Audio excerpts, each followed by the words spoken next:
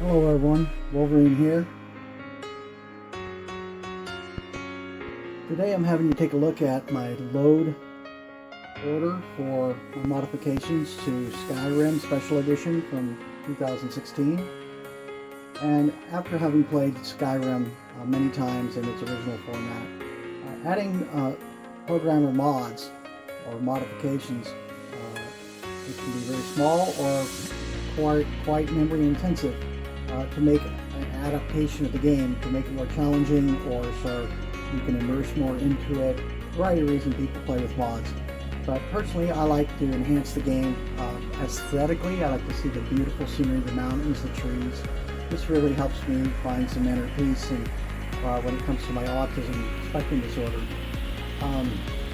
But at the same point in time, when it comes to things like weapons, adding in a mod that might add some more realistic weapons, the ability to make a crossbow, for example, and such. But I'll just show you a couple of the mods that are at the top of the priorities of the load list for my setup that I've been showing you on my restart of Skyrim with an alternate start from the beginning, which we are on probably episode 1, 2, or 3 of it. I'm not sure how I will sequence it. It may not be important for everyone, but since I am autistic, sequencing is pretty important to me. And sequencing, categorizing, codes, that sort of thing. Okay, so Campfire, complete camping system at the top. Unofficial Skyrim Special Edition patch. Campfire again. Only if a check mark is it loaded. I had to decheck that green news reports and call. It was causing conflicts. Many times when you load a mod, it'll cause a conflict with other things, and through trial and error over many times, you will figure out what works and what doesn't, and then take out things that have conflicts in them. And you're only allowed a certain number of mods or a certain amount of gigs for modifications, as you can see in the upper right hand corner, free space 1.75 gigs for mods. So graphics packs are quite intensive, half a gig usually for these types of things. You can see I have a long list of modifications, and some are large, some are quite small. That's about all I'm going to show you for now. We're going to go ahead and get into the game.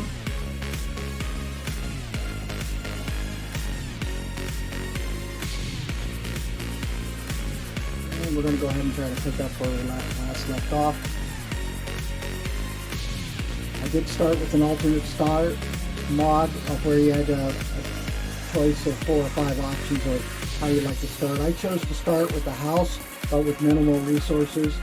And basically, in order to show you Skyrim right from the start, that way we don't get the 20-minute intro movie that you get if you're starting Skyrim from scratch about the execution and all of that and whatnot.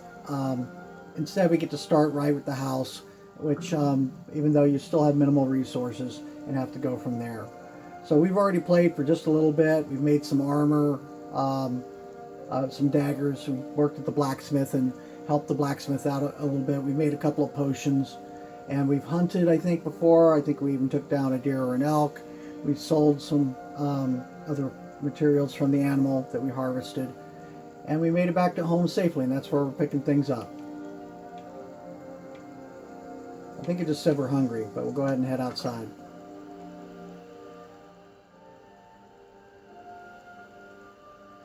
So I mentioned autism spectrum disorder. For those of you that are not aware, I was diagnosed as an adult approaching the age of 50, but it's something, autism is something that you have your entire life. You're born with it.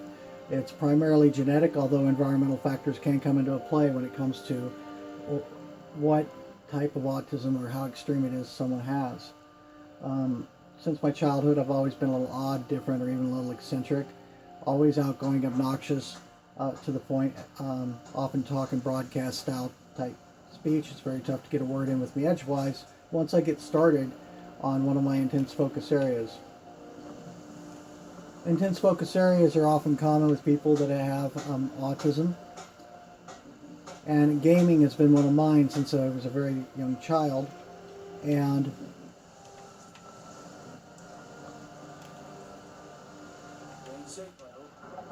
World War II, I've had a fascination with World War II since I was about 5 or 6 years old. It was one of my longest standing intense focus areas. It's still with me today. I have other World War II gaming related videos, as well as survival concepts and things like that that I'll be having on this channel. Be sure to check out my playlist. And remember to like and subscribe. And hit that notification bell so you can get the next video right as soon as it comes out. And feel free to share the channel with your friends and tell them about it. Now here I'm going to still go over some of the controls. If you're using your left joystick to move forward, if you hit the left, what I call the bumper button with your left index finger while you're holding it down, you can sprint. The green bar on the right, lower right hand, which is diminishing, is your stamina. You can sprint till you no longer have any stamina. Then you have to recoup your stamina before you can sprint again. And if you've already been with me, you know I don't really like playing in the third-person mode. It's difficult and awkward to do your combat in third-person mode. So I go into first person here. We're outside the walls of Whiterun here, and this is a ripe hunting ground. You want to go into, with the B button, right thumb, you want to go into like the magic sub menu and look at powers. You should have your operate options Hunterborn turned on. Left trigger and then right bumper. Make sure it's going. And okay, so now we got it on and going, so that's good for now. Also, under the magic sub-menu powers, turn on your instincts. I like using instincts, and it'll be the right bumper button. This will help you pick out some scents of animals, blood trails, identify other people or animals that are about. Best to do it when you're kind of standing still. And I'm going to go ahead and load up the bow. At the beginning of the game, it's very important to be able to hunt, especially when I've installed a hunting and survival mod. Also, the weather. Look at this. Look at the scenery. I have many scenery aesthetic mods installed to get this beautiful surrounding off of a game that's 5 years old. Alright, so Skyrim when it came out was amazing in its own right, but the modifications just really enhance it. So if you're tired and bored with the original game, consider installing some mods. Now we're in sneak mode. Oh, we spooked him. Alright, so if you hunker down with the left joystick, you can sneak. And let's see, you're not able to run when you're in sneak mode, but you should try to sneak whenever you can because you're building up a sneaking ability. Pick the plants when you can too, as long as you're not overweight. You'll be able to make herbal medicines, potions, and also bandages, those sort of things. I think we acquired a wood chopping axe, so we will be able to cut firewood in the field. You can also just harvest a tree. There we got some pine resin. Sometimes you'll pick up some caterpillars and what? Oh, there's a mammoth. Usually accompanied by a large giant, so stay away from them. The giants are like herders to them for the milks and the cheese. There we go. I think there's an elk over here, maybe a deer. X button to pull your weapon. Trigger, hold it in. Our arrows are not strong enough. We'll have to track this guy down.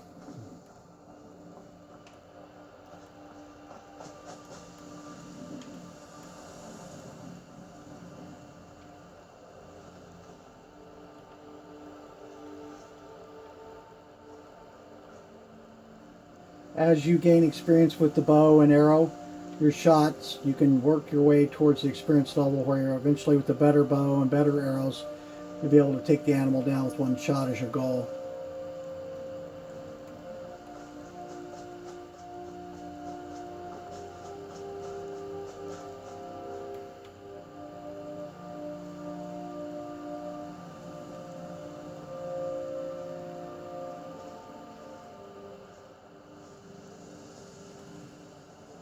You'll want to periodically save manually, especially as you're newer in the game. And when you play with mods, you definitely want to save because you'll have conflicts.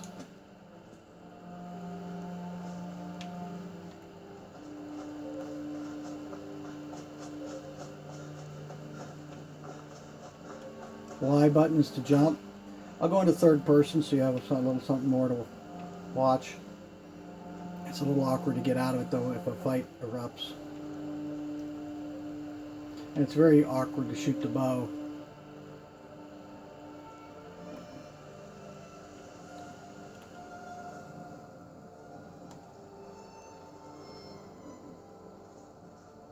For being wounded, it sure is getting away pretty easy.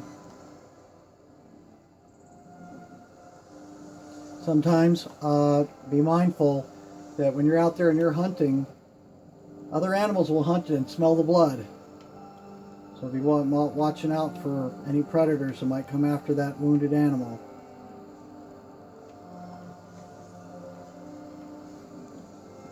So in the normal game, and you were hunting the animals, you wouldn't have the ability to skin them and process them and everything else, but with this mod you do.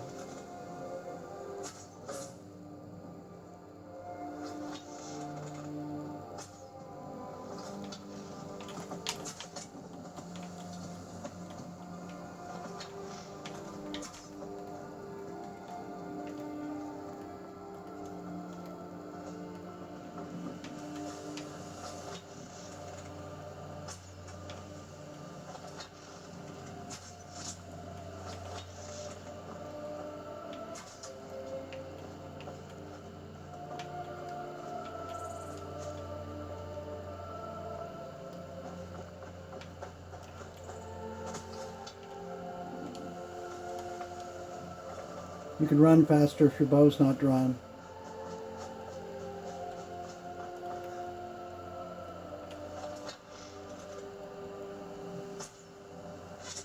Oh, we hit it from that long shot. Wow, that was a gift.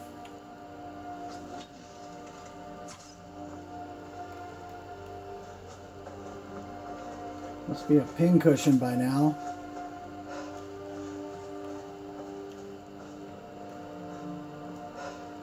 There it goes. Man. We're out of stamina. The only way you can get it back is by resting or eating certain foods. Use your instincts. Let's figure out. There he is. Wait, I don't know if that's him. Might be a fresh one. That looks different.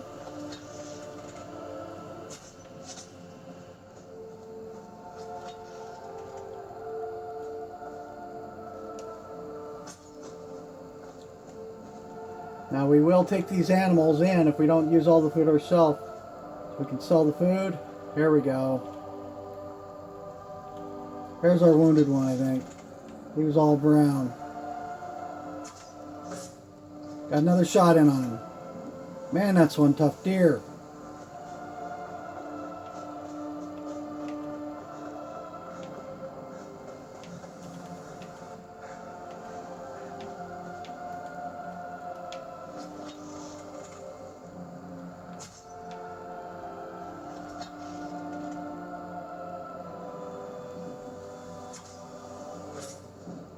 He's about to drop.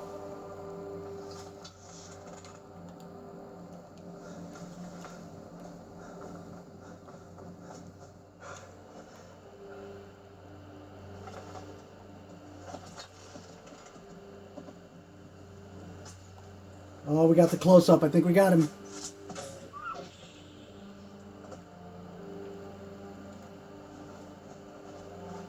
Now we'll want to get up here and we'll want to process this pretty quickly.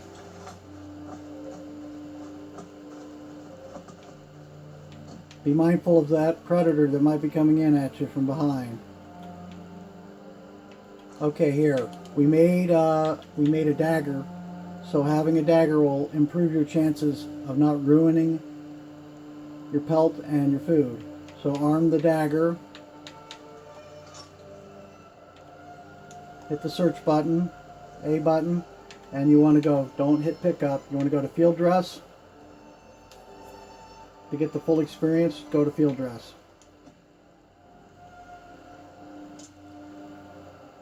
If you were going to do the manual loot, you didn't need to install the mod.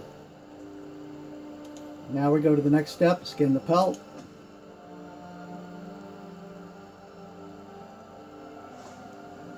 Ruined pelt added. and it's getting dark, so it took some time.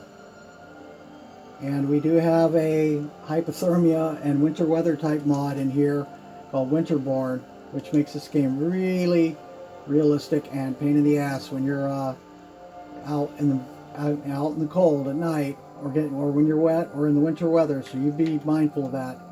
But these things take actions and takes time in real life. So let's see, harvest ingredients.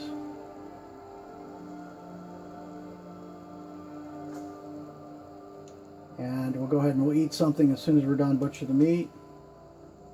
Upper left hand corner is where it's telling you what you've acquired. Venison elk, 4 added. Animal fat added. And we're really hungry and cold, but let's dispose of the body. So that is probably the bonfire of the giant. Okay, there's the watchtower. There's the city. We are hungry, we better eat something, and we better get to a fire fast. Let's drink some wine, that'll help with warmth a little bit.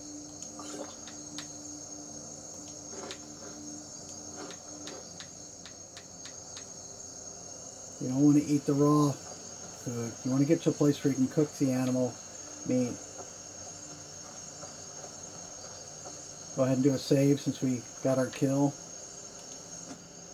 If you do a quick save, it's not going to give you a numbered save. It'll say something like auto, and it'll probably replace one of those other ones. I like doing a manual save, which will give us a number. Now, at some point, you'll run out of saves, and you'll have to go back into your other older characters, and I'll show you how to do that at some point. If it's not saving, you need to be mindful if it's not saving, or you'll be disappointed. This is one of those tips and tricks that you definitely want to know about. I deleted some saves on a different character before I loaded up this video. Look at this sky. Look at this. Beautiful.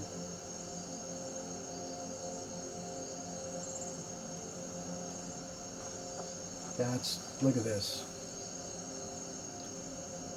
All with my mods.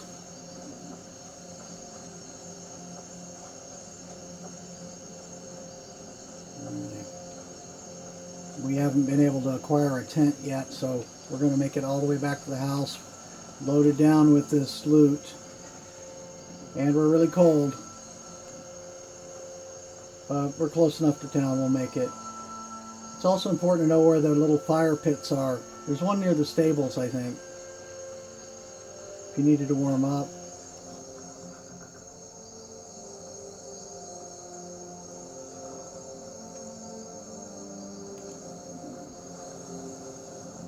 Upper left hand corner will give you a message, I think, if you feel warmer and are now comfortable. There we go.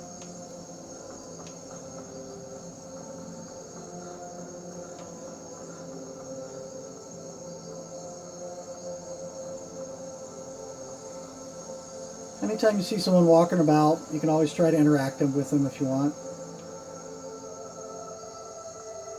There are other things you can do. You can try to, you could attack them, or you could try to pickpocket them, but interact with them or whatnot. Early in the game, though, you're pretty weak and you don't have any weapons and armor, so your skills are minimal when it comes to conversation. You do develop your skills by interacting with people. This game takes into account pretty much all actions.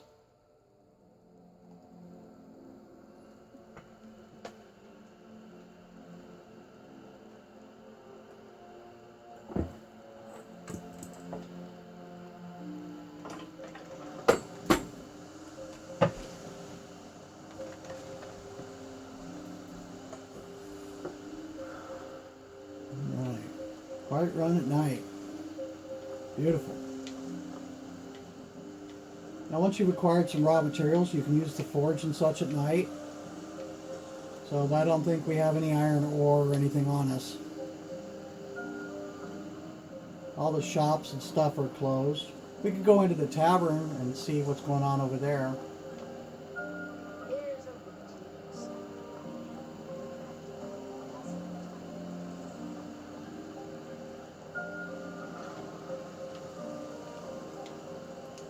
Bannered mare.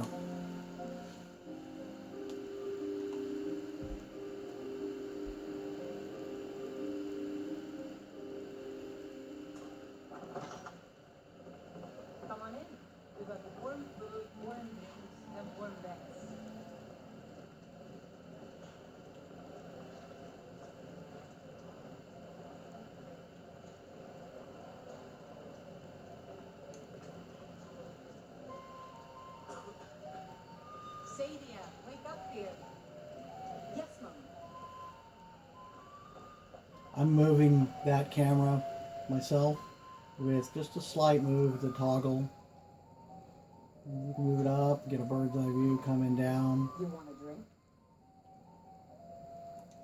Depends. Are you thirsty? Hungry? Both. Alright, we have a little bit of gold. Let's get an ale. And I have the expensive black briar mead. And some cooked beef, I think.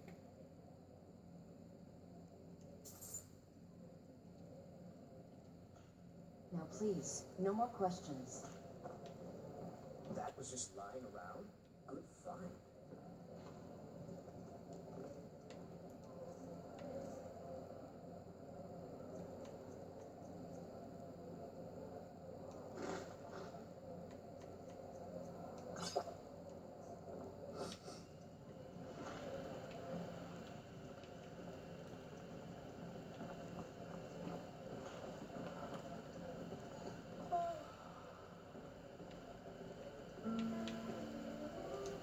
I enjoy this work well enough, but I'm ready to retire.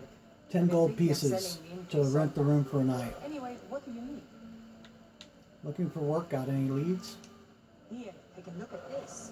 Some of the Jarl's men came by and left this bounty letter. Kill the bandit leader located at Silent Moon's camp. Where can I learn more about magic? Magic is for the weak. Elves, I mean. They keep to that college in Winterhold. They know their place. Of course, there is Farengar. He might be the Jarl's wizard, but at least he's a Nord. There was a civil war or an outright war between the elves and the race of men. Many decades passed, so people are suspicious of pretty much all elves. So there's a prejudice out there against the elves. There's a blizzard coming on. Oh, you mentioned it before. There's a message board here outside the tavern. And in this game, you can actually read things. So, you'll click on something, True Nords of Skyrim, and we picked it up. So now look at it under books, I think, and we'll read it. We of the Greymanes are well aware that the Battleborns have been spreading their vicious lies about the Greymanes and our allegiance. As you all know, my hatred is not against the Empire. I served as a commander in its legions for 30 years, fought in the Great War against the Aldemiri Dominion. That was the elves. But what did we fight for? What did the Nords spill their blood for? A law made at the tip of an Aldemiri sword.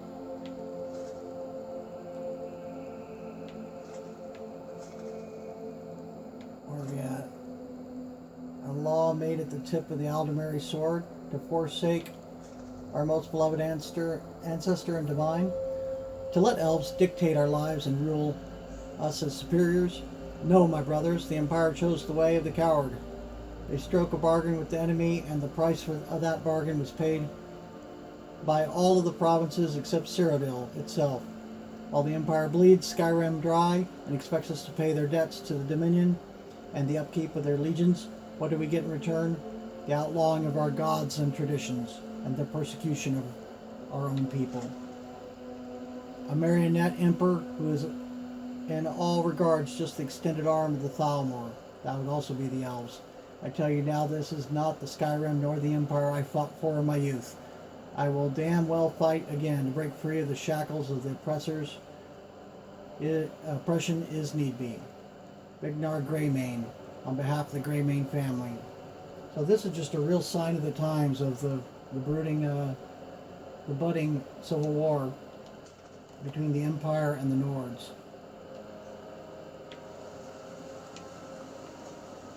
Okay, we're going to go back to the house for the night.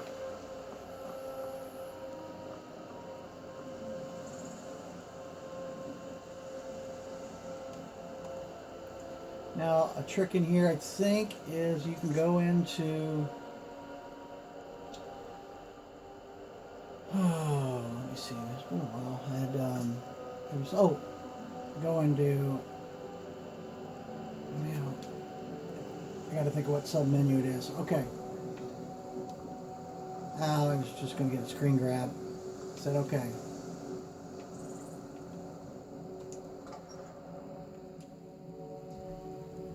If you start Skyrim with the original version, you will end up having to probably accumulate 10,000 gold before you can purchase a house, and have to be in the right location or area for that to happen.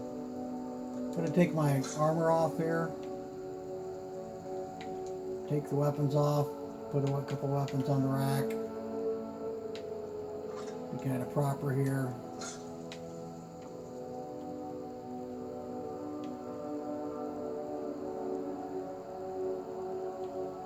Sit and warm up by the fire. In this game, sitting in certain places will reveal certain things that you really couldn't see or weren't paying attention to before. So every time there's an opportunity to maybe sit or do something, think about it. And I think once you have this home purchased in the main game, then you have the ability to have your own alchemy table in here, which is pretty cool. You have a couple books, you can go ahead and read those. You can gain skills if you read the right book. For example, you might find a book about sword making or something, or it might be give you some blacksmith points. Alright, now here, we don't want to be weighted down with all this loot. We do have some things, so let's drop off some things.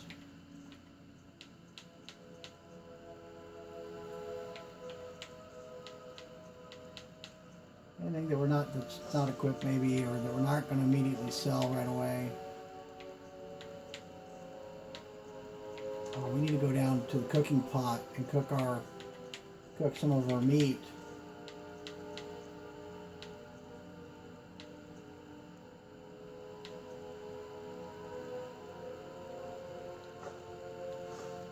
We'll keep the ruined pelt for now. I'm not sure if we can do anything with if we can use make leather strips or something out of it. Let's go cook that deer meat.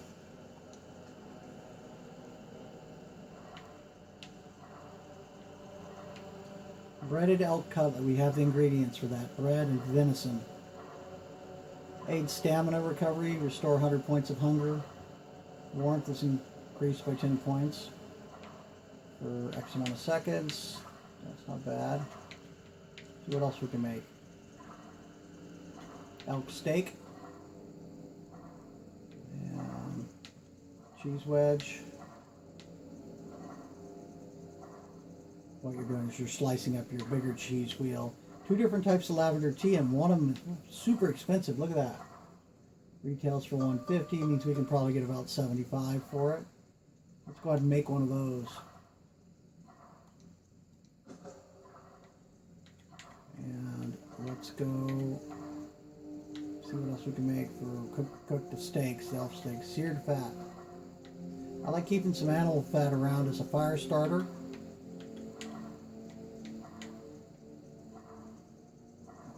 You'll be able to find out other types of fire starting materials, things like that when it comes to my channel. Under category of Wolverine Survival, you'll see some videos when I have them up there for fire starting capabilities in real life.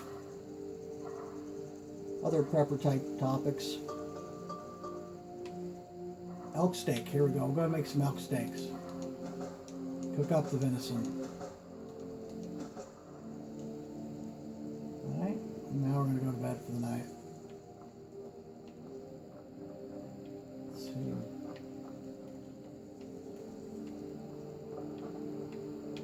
Going to bed is a save point, if you weren't aware of it. And it's near midnight, so let's go ahead and get up early. We'll get up about 8 o'clock.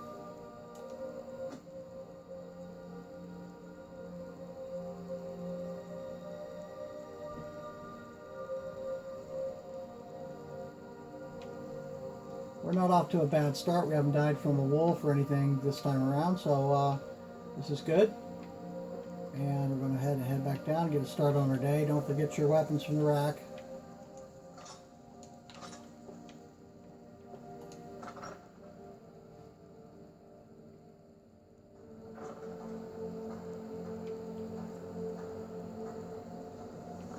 More winter weather. Can be deadly. We won't go too far from town, but we do want to try to get another animal if we can. Let's see if we get some supplies from, may do some else at the forge. See if she has any more iron ore. The finest weapons and armor. Obtaining the raw materials to make your own stuff is always the cheapest way to do things, to make your own tools, to make your own weapons, as opposed to paying full retail for it. In real life, I don't like paying retail for anything. I'm a second-hand kind of guy.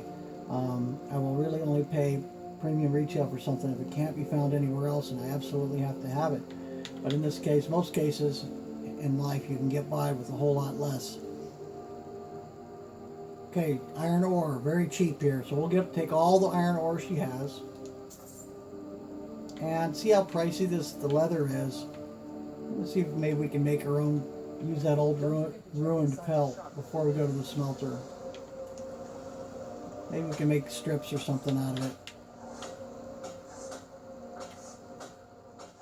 We can make a cotton bandage with our cotton. Always pick the cotton. I mean, you see it out and about. Cotton on the roadside, cotton in the ditch. We all picked the cotton, but we never got rich. Alabama, around 1979, 1980. Great song. One of my autistic traits.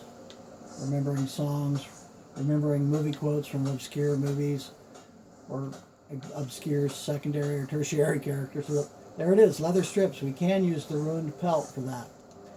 Alright, so let's make up some leather strips. And wrap. No, we're not going to waste leather strips. Leather strips are used for a lot of things, so. Alright, let's see what else. I don't think we can make anything else while we're here. Let's go do the smelting of our iron ore. We'll get some blacksmith points while we're here.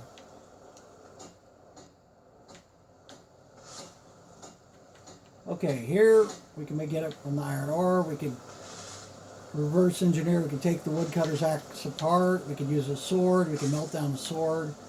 But right now we don't want to melt down anything. We want to go ahead and use the iron ore to make our iron ingots.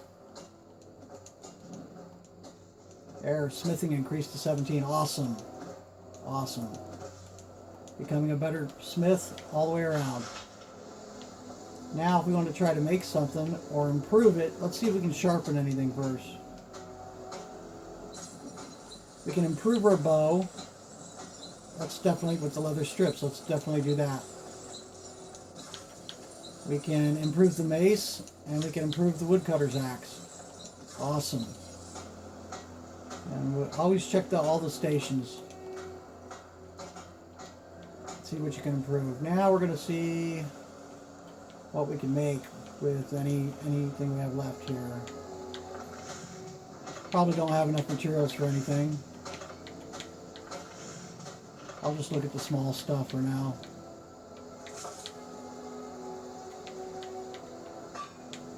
Alright, we have enough to make a fork. I don't know if we need a fork for anything. Fork and knife. I don't think we're going to any fancy dinners anytime soon. But I have found in this game, small items like that are usually used for something. At some point in time, you might need them in the game. So just be mindful of, you know, where to obtain things when you see them. Hinges, iron fittings. Yeah, if you make it, you're going to have to carry it. All that's for like home building, house building, shack building. Lantern, lockpick. I think we'll get some lockpicks just in case.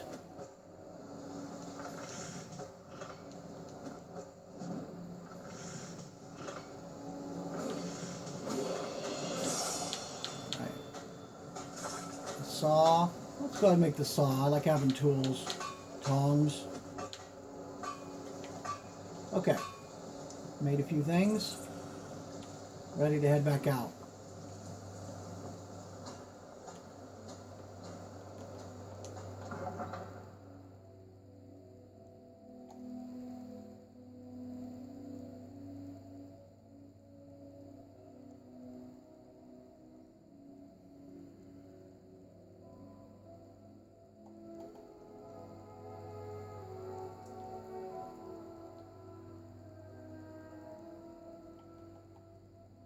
These are save points when you go out of the castle walls or the town's walls, or in and out of buildings that have actual doors. Be mindful also that not every door, like maybe a pantry door or something like that, is a save point. Especially if you're in a real challenging spot and you think you're saved and you're not, after you got past a real tough spot. Try to do a manual save after every major accomplishment. You'll find that really helps you out in the long run.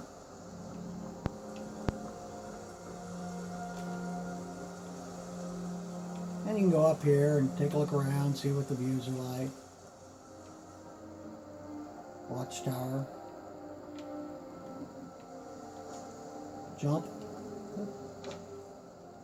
Jump around, jump around. Jump up, and get down.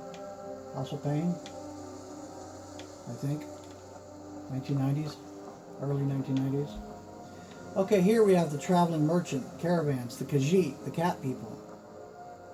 And here you want to go ahead and check them out. They have really good stuff, but usually really pricey. How can I assist? The Khajiit hail from a distant land called Elsewhere, bordered on the north by Cyrodiil, and the south by the glistening blue waters of the sea. Elsewhere is an arid land of deserts and rocky canyons where the sun shines warmly, always. They're a city so ancient, the sands have swallowed them whole. But now I will say no more, for I miss my home greatly. Let's see what he's got. Take a look.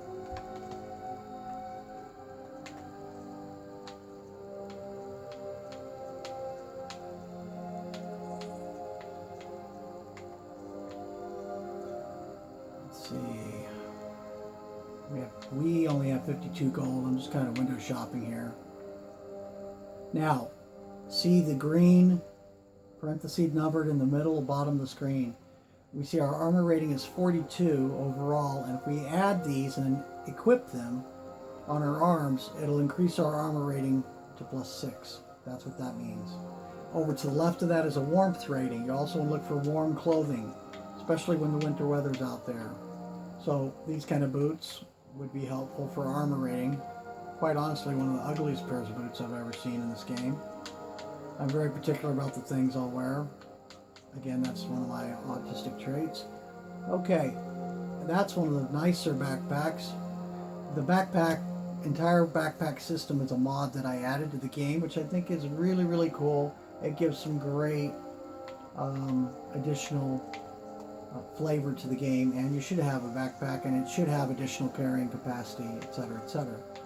Some of them have some magical abilities, and we do have magic items in this game, so that's not unreasonable for the game. Potions, all kinds of stuff.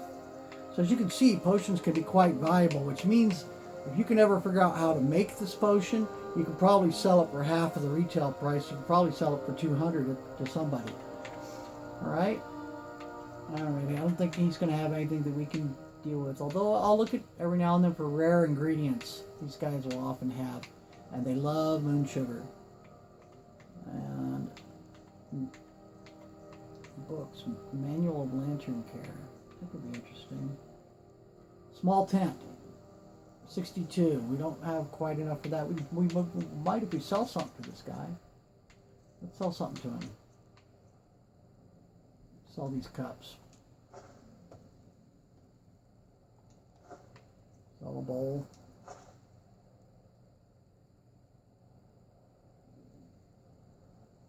He wants a large animal bone. You can make stuff out of these things.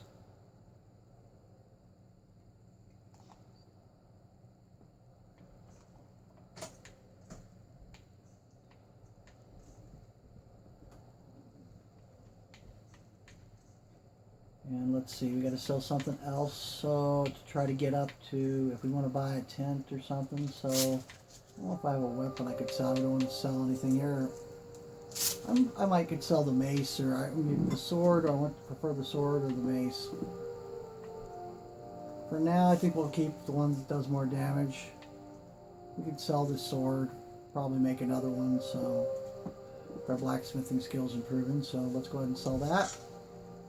And let's go back to here and see if we can maybe buy a tent from him. Small fur tent with bedroll.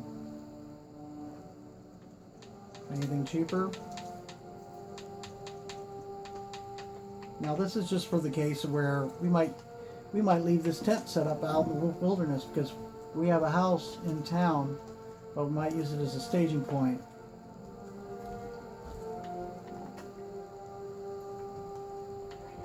Small fur tent bedroll. We'll go ahead and buy that. It'll take most of our gold, but hopefully we'll find some more while we're out and about. All right, we're out of here. Let's warm up by the fire before we head out.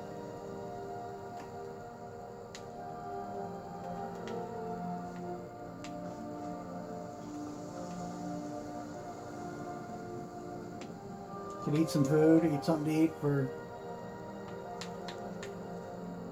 Everything's a little bit easier when you eat along the way. Kind of snackage. Cue up your instincts.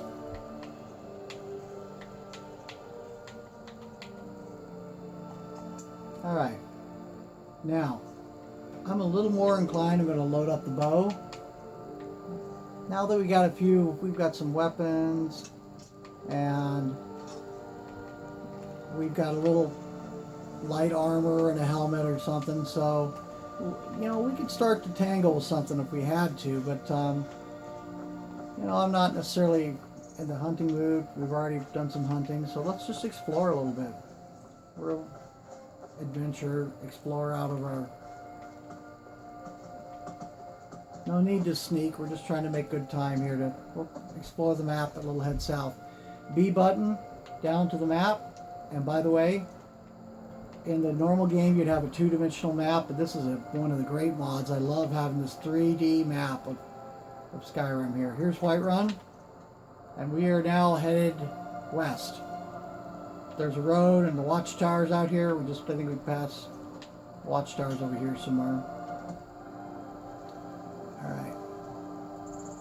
We'll just head on out.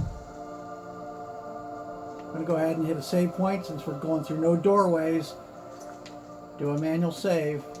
You get taken out by a wild animal, you'll be upset you didn't save. And I also like using the high ground to take a look around.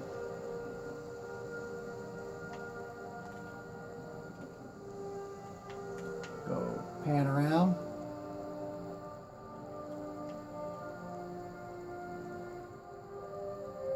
I've seen the beauty of all this, but I don't get tired of looking at it. Skyrim is a very beautiful place.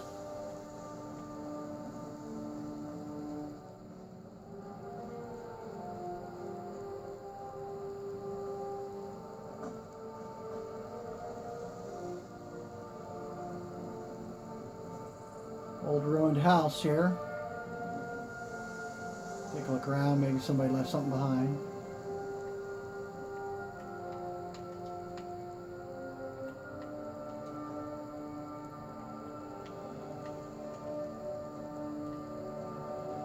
There's a bed there.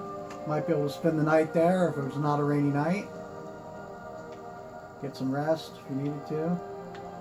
Oh, notice when you move your cursor around, if you come across, I saw a flicker or something, search chest. There's a chest underneath the boards down there, tucked under the floorboards. A button. Now, oh, nice. Magical item. Hide boots of lifting. Carrying capacity increased by 25 points. We'll take that. We'll take 10 gold pieces. A book called Guide to Craftsmanship. We'll take that. And there's a saw. Started. Tiny houses. That's a mod. We'll have to read that book here at some point. It's probably quite extensive.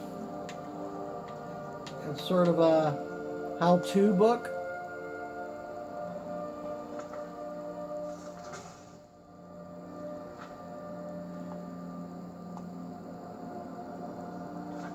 Go ahead and take a look at these books.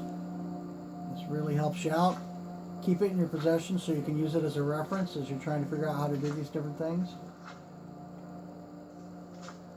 Pretty cool.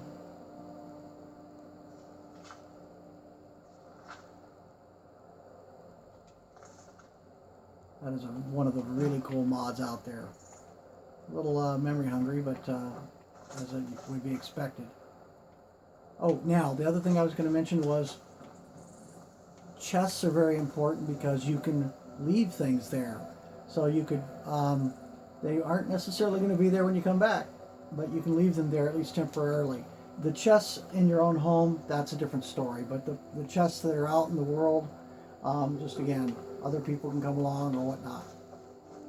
In your own home, your stuff is considered safe. Oh, there's some cotton. We need more cotton for bandages. Alright, I need to save again because we just picked up our guidebook.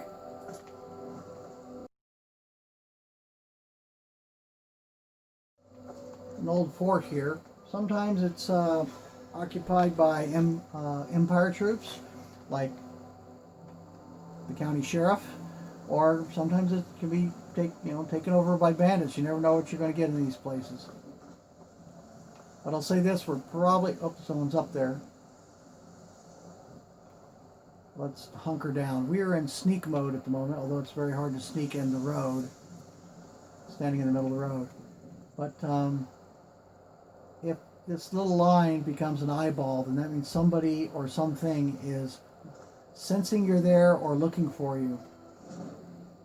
Our sneak is increased to level 16. Awesome. Good time to take a look at the skills and abilities. B button, go up to skills. A button.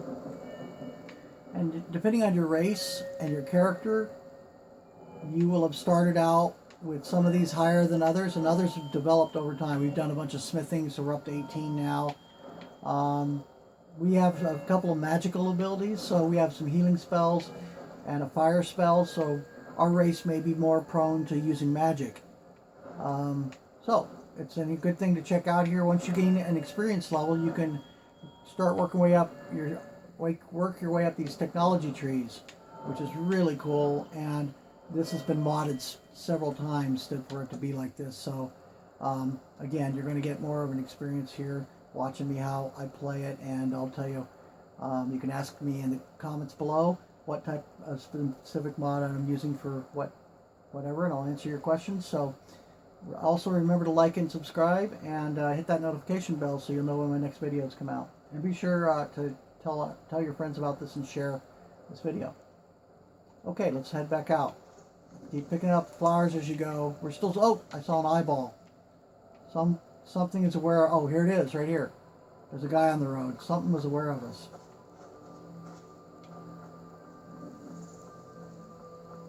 Looks like an elf. Dark elf. Traveler. Traveler on the road. Now, travels on the road is you're more prone to being attacked by bandits, that sort of thing.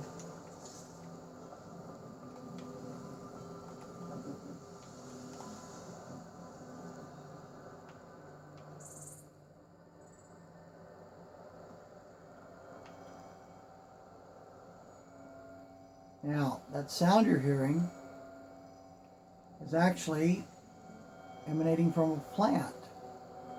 It's a plant that glows, and they usually have a little more value because of the things you can make with them. I think I see a glow over there, and it's usually near water. It's a luminescent type plant, so we'll go see if there's one over here.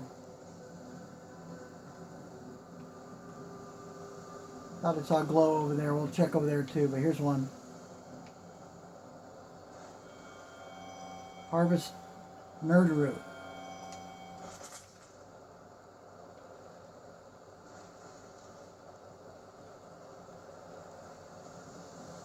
See that glow up by that tree?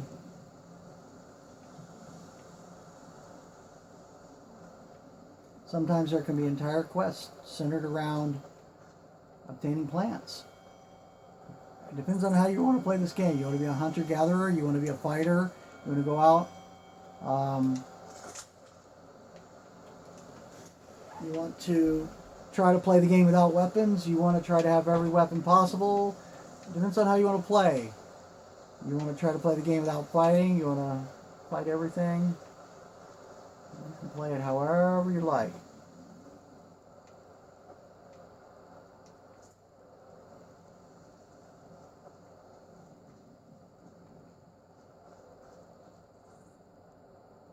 Looks like there might be a cave or something over here. Doorway.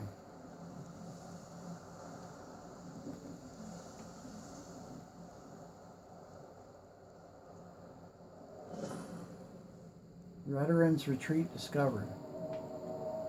I'm going to hit a save here. Do a manual save.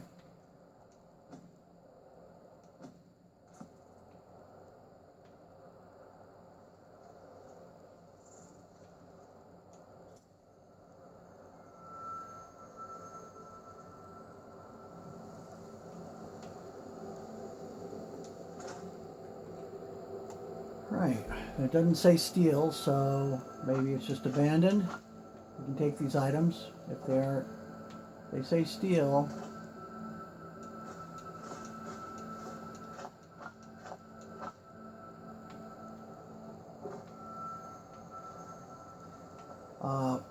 There is a mod to have barrels so that you can find things in them, as opposed to being a barrel that you can't search. How silly would that be, right? So I added the mod to be able to search these things. Ruined books, 8 of them. Look at the value on them, 5. That's pretty cool. That's like finding, would you found a $5 bill on the ground, would you pick it up? Problem is, it's the weight. We'll go ahead and take them. We'll see how many things we can carry. Ooh, juicy backpack. I'm gonna take these backpacks too. Now. That was a good score. Oh, there's another cotton. All right, let's go inside. This is probably a save point here.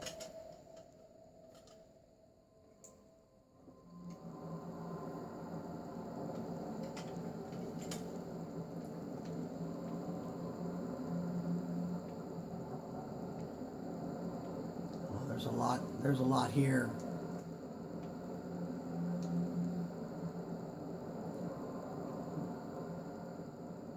Cast iron pot, knife, roll of paper, wooden bowl.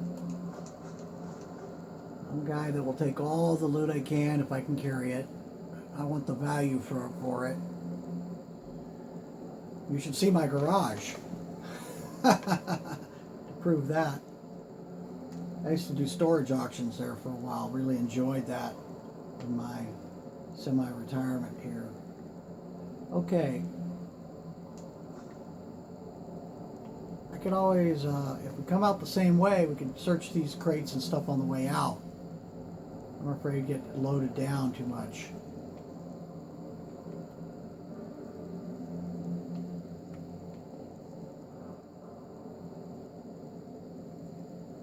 I hear somebody.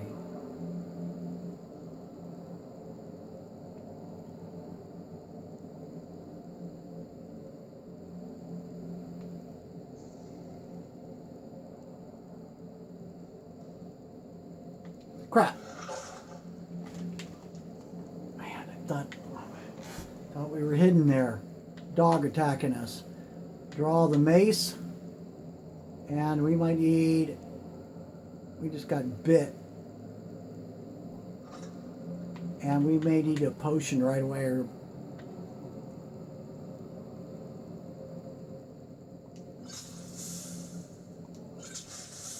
As we pull this out and try to stay hunkered down.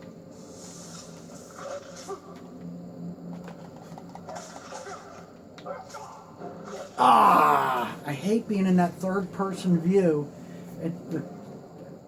Trying to fight. Okay, the save point would have been right when we came in the door. Let's be careful again. There's a dog up here. So I'm going to get the mace out now. That's how we make an improvement over our bundling of it last time. I'm getting out of this third person mode. I draw my weapon. And I'm going to put maybe the flames and my magical flames and that's under destruction in my left hand. Left trigger. And we want to keep it quiet. I heard voices, but it's a dog. There's a guy walking away. Maybe we can lure the dog to us. I see the dog now. Here's talking. Maybe if I was not crouched, if I stood out. Oh, there he is again.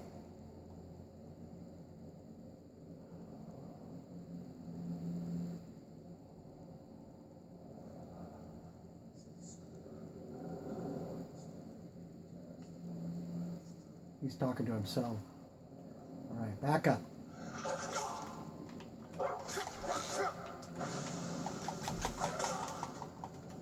Man! Got us again.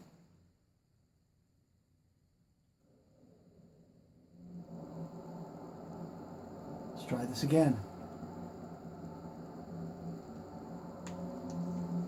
Weapons, a mace. Maybe we go with the healing spell in our left hand. Don't be in a crouched mode. Get our weapon out. Level up available. Alright, here we go. And get out of the third person mode.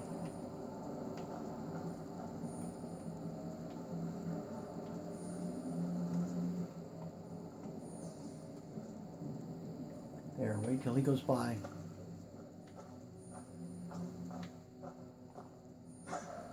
Come here, dog. Come here. Lure the dog.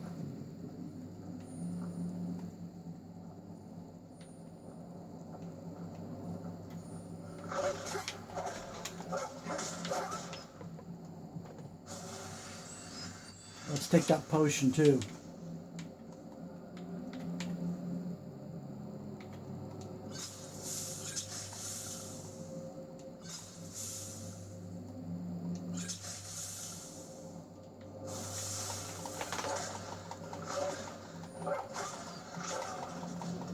Oh, we almost had him.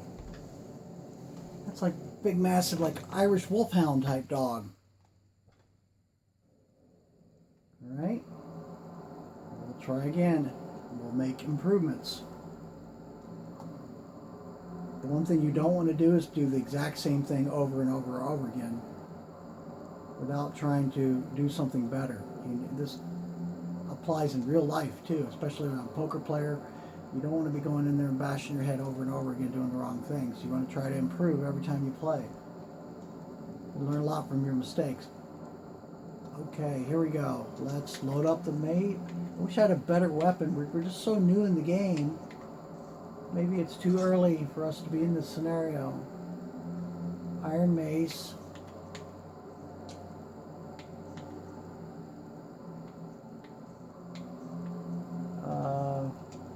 Healing potion in the left hand.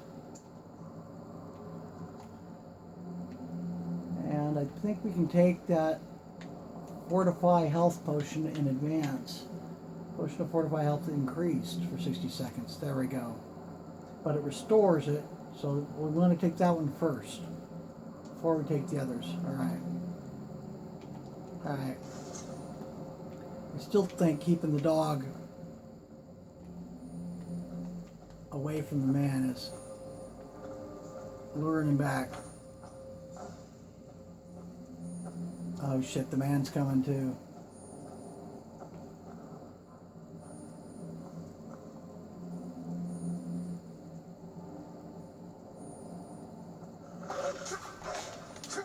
Alright, take the potion. Fortify health.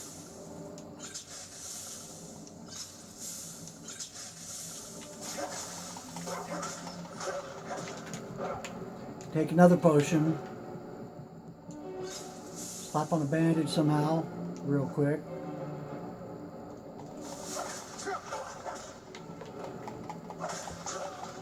Man. Can't seem to get him. That's one tough mutt.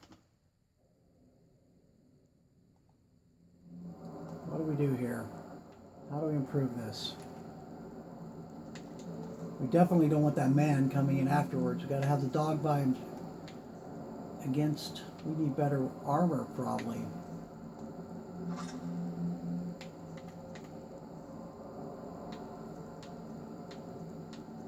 Oh, look, we don't have those boots on. We should probably have those on. Potions. Maybe we can hit the dog with an arrow first from a distance while we're sneak attack. We'll use one of our heavy duty arrows. Damage 26 bone arrow. We only have 5 of them. We need to make it count. And now what I'm going to do is draw the weapon and save here. I'll have to load all that crap up again. Here we go. Alright.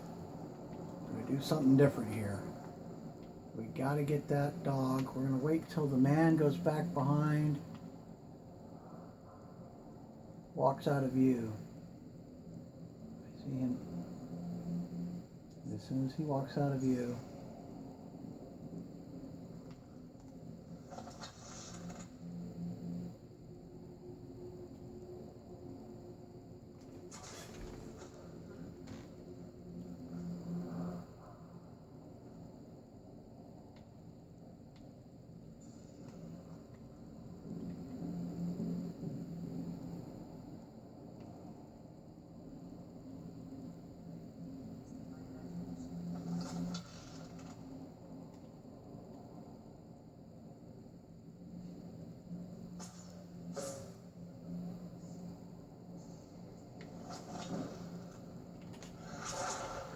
We got it.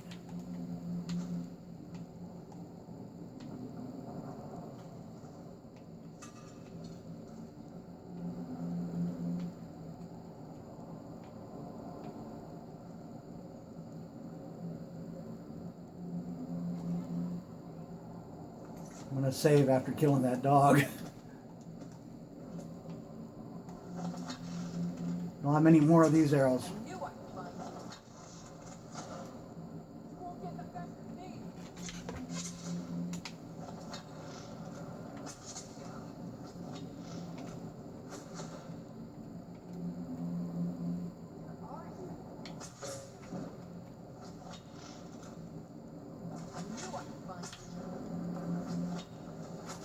Ah, thought we had her, and we used all of her bone arrows. We took that better arrow though to take out the dog. Okay, here we go. Let's make it count.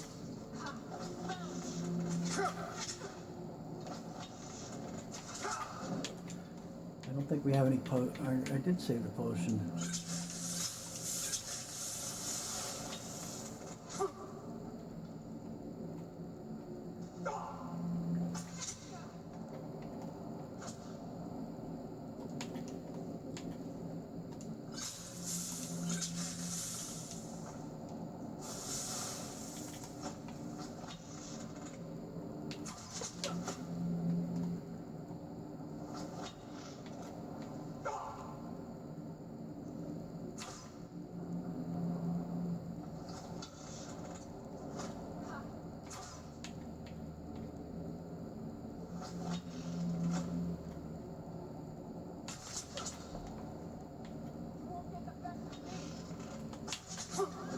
Got him.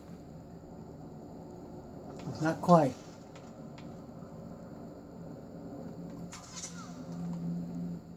Well done, Wolvie. Save. That was tough this early in the game. Alright, now we'll gain some strength back over time, but I don't think we have any bandages left. I think it's under... No, we have no potions. We have a little bit of food. See if we have anything that would help an injury, just hunger, warmth. And we'll eat a little bit, piece of steak.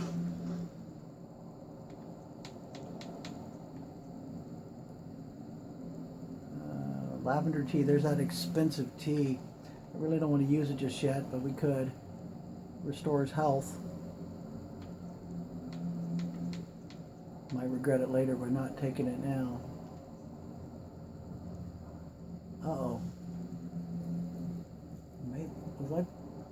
Was I poisoned? Oh, duh. I have my healing spell.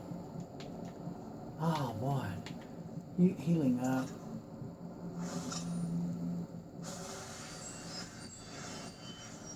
the blue bar on the left is your magical power.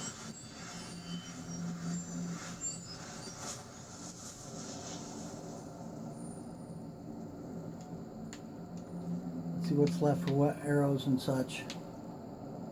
Iron, we're on the iron arrows, okay. Alright, those are the cheap ones, so okay. Break the bow out again. And save.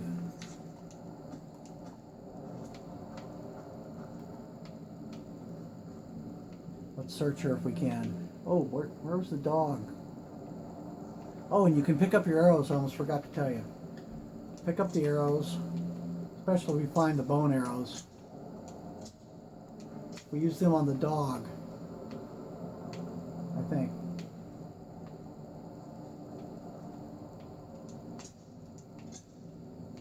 The ability to scavenge arrows. You're only limited by your ability to carry.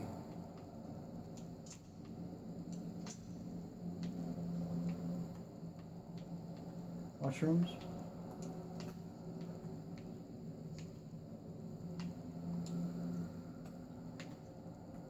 We'll just manual loot the dog. We're not going to go skin it.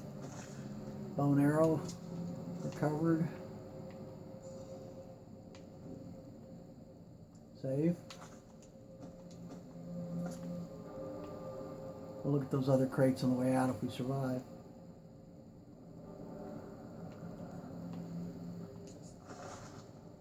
Black pepper, nice. Gold. Armor. Bunch of arrows, a bow. A dagger. We're looted down. We're kind of loaded down. We can come back now, but I mean, we could leave and try to come back. Let's see if he's the last one in here.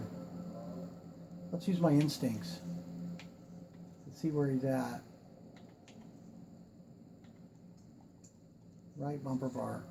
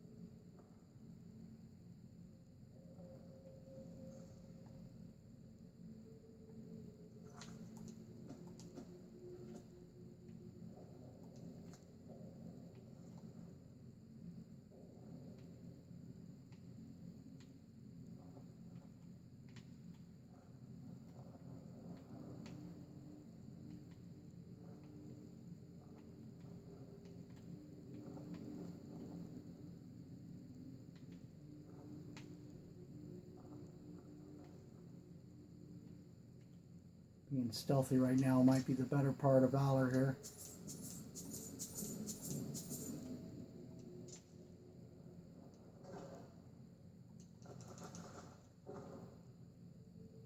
Unlocked chest. Novice. We can try to pick the lock here. We do have a couple lock picks. I think this will be the first time we're doing it in the game. Here you got to move the joysticks. That's your left joystick. This is your right. And if you feel a little tension, a little vibration, the easier the lock, the better your skill level as your lock picking skill grows. But if you fail, you're going to break up the lock pick.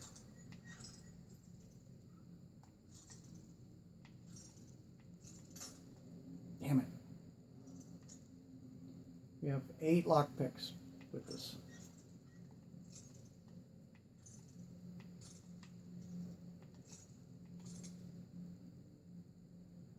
Didn't we have a backpack? We picked up a backpack that gave a block picking bonus. I forget. It was like a thieves backpack.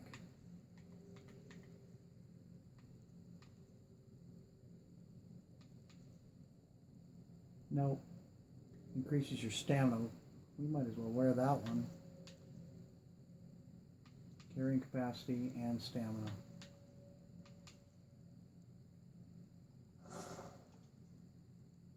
Try this again. Damn it.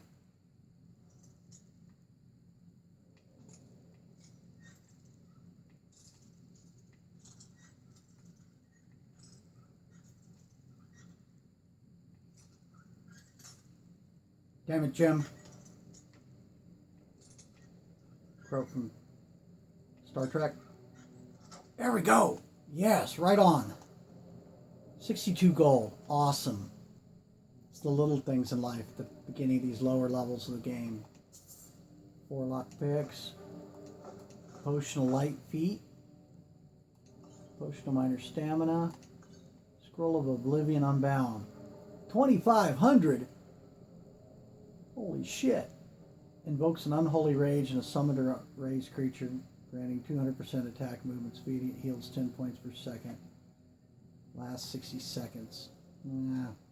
Sounds complicated. I think I may just probably sell that at some point. Alright, we're going to take what we can.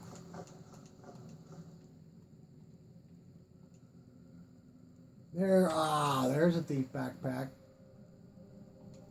We're loading up everything we can, and we're going to be so overweight right now that we need to just get out of here. Get out of here, take everything back home, and go to the marketplace and sell this stuff off. Sneak away without having to fight whoever's back there. Because that dog was tough, and that other person was tough. This guy's probably just, even tougher. Let's sneak out of here. Get some of these crates on the way out. We got a lot of food for our cooking fire when we get home.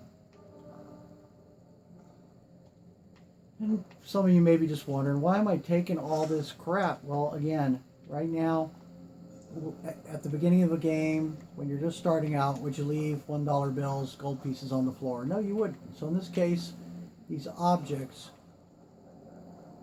the objects can be sold at the marketplace.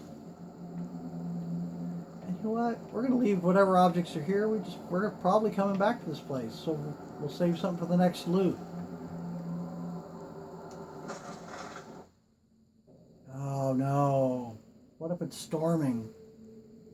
That would be really bad. I don't want to be overweight trying to get home.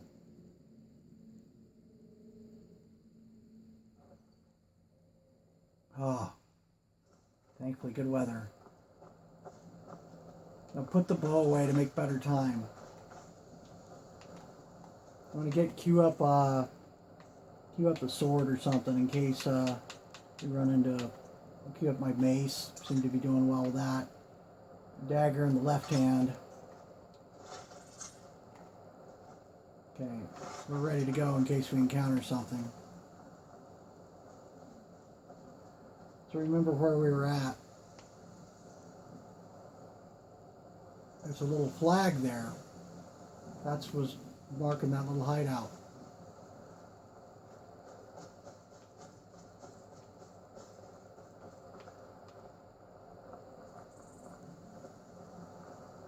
Look like some sort of elf. This doesn't concern you, citizen. Those are the Thalmor elves. The golden armor. Pretty fancy armor. Let's get another peek up at them as they walk past. Nice trench coat, dude. Love it. I'm gonna take it off you one day. Look at that armor. Beautiful.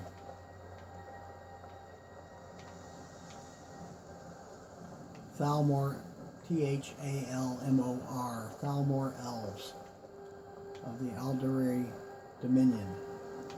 They're the ones that the Nords are thinking are the spies, or the ones that are influencing the Empire. So the Empire is doing their bidding instead of being in the interest of the Nords or the rest of the provinces of Skyrim. I'm just staying on the road because it's faster. I want to get to...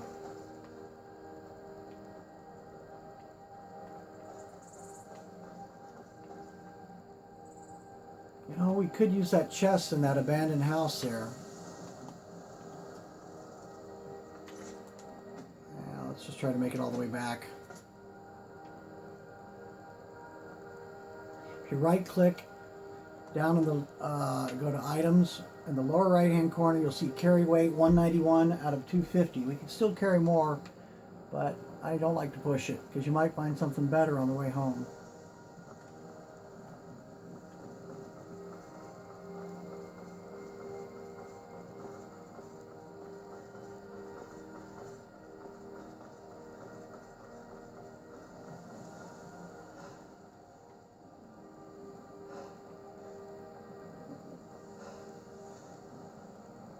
Be sure to like and subscribe, and put any questions you may have down in the comments section down below. Share this video with your friends and hit that notification bell so you know when the next video comes out.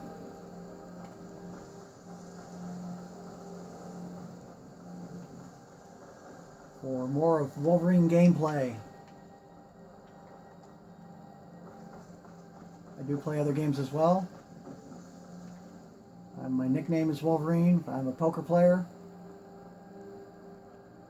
Have played on television before. Check out TCH Live.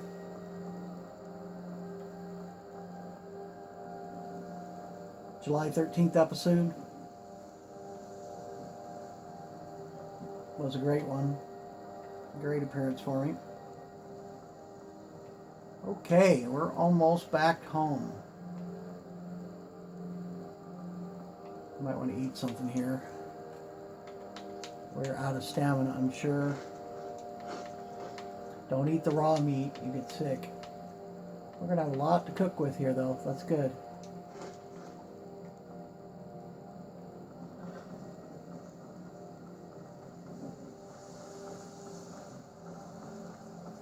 Remember what I said, if you're overweight, you will not regain your stamina.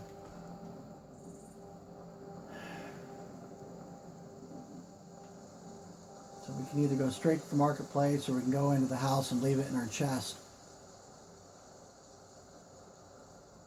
But I think we're going to make it to the house without event.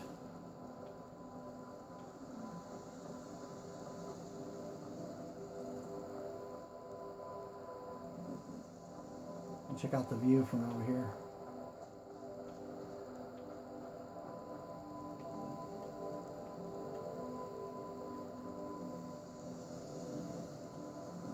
Pretty cool.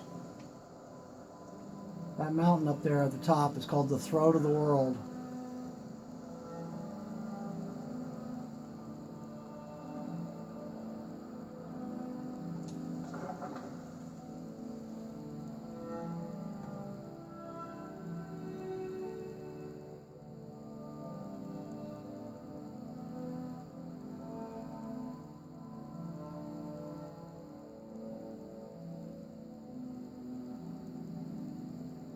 Another one of those save points.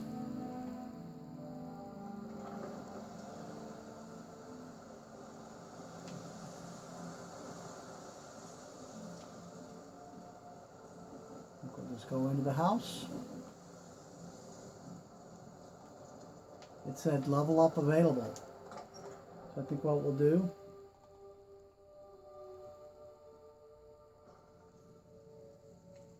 is we'll cook our food. Get our meats going. We got a lot of food out of that robber hideout. We can make apple cabbage stew. I try to make the higher value items and or the ones that are more beneficial to me if I'm out on the road.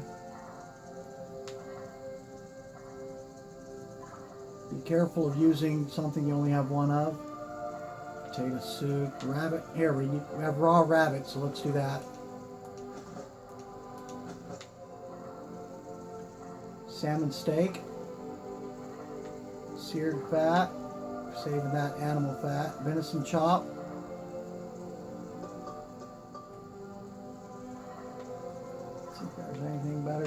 don't think so. So let's make the venison chop. Salmon steaks, let's cook them up.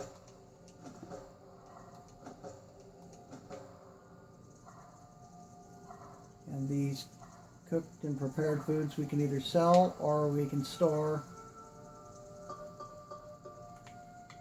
And anything else we can make while we're got the cooking pot going? No. Alright. This crate might work. Just store some food in. Oh, there's stuff in here. Let's empty it first. Ingredients, okay. Any food that we don't want to carry.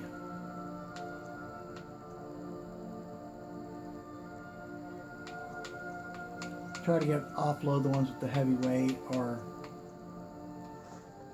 they are usually some good value. We're going to sell off that expensive one. Keep at least one of those items when I have them. All right. All right.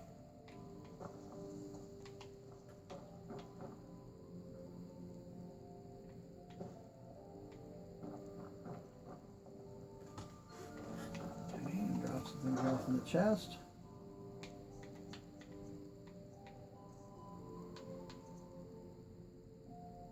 Store that extra hunting bow. Extra dagger. Keep the clothes, blacksmith shoes, clothes. Keep the cow. That's an extra backpack, I think. Fur armor, we have better armor on already. Hide bracers, that could help us. We can go ahead and wear those. Store the gloves. Leather backpack, I think we have better at the moment.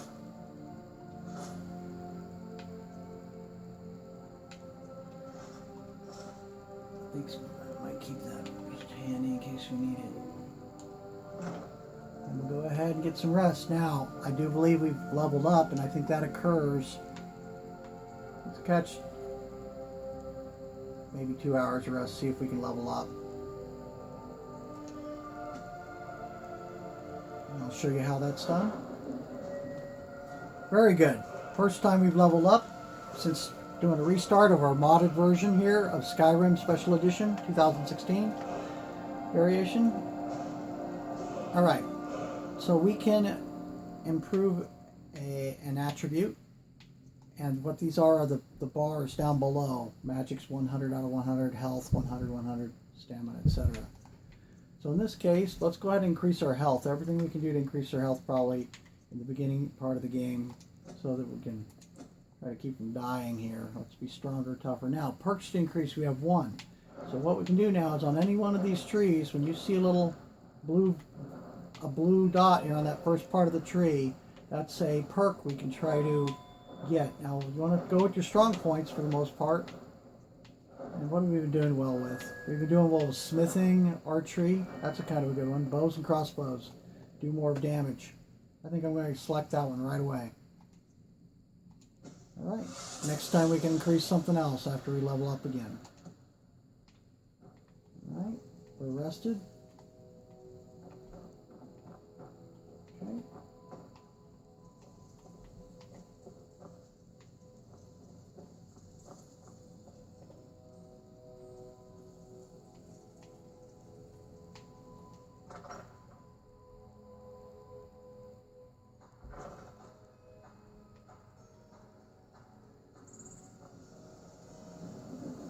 I think we will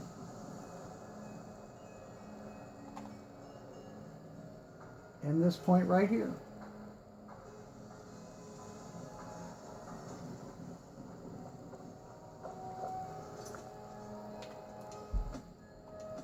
Manual save. Thanks for watching, everyone. Wolverine here. We were playing Skyrim Special Edition 2016 with an alternate start where we started with the home but with minimal resources and a whole ton of mods loaded in for hunter-gatherer, winter weather, hazardous weather, A ton of cool stuff I have loaded up in mods, and we'll be going over my mod lists in the future. So thanks for watching once again. Be sure to hit that notification bell so you want to know when the next video is coming out, and please remember to like and subscribe. Thanks everyone, we'll see you next time. Hello everyone, Wolverine here.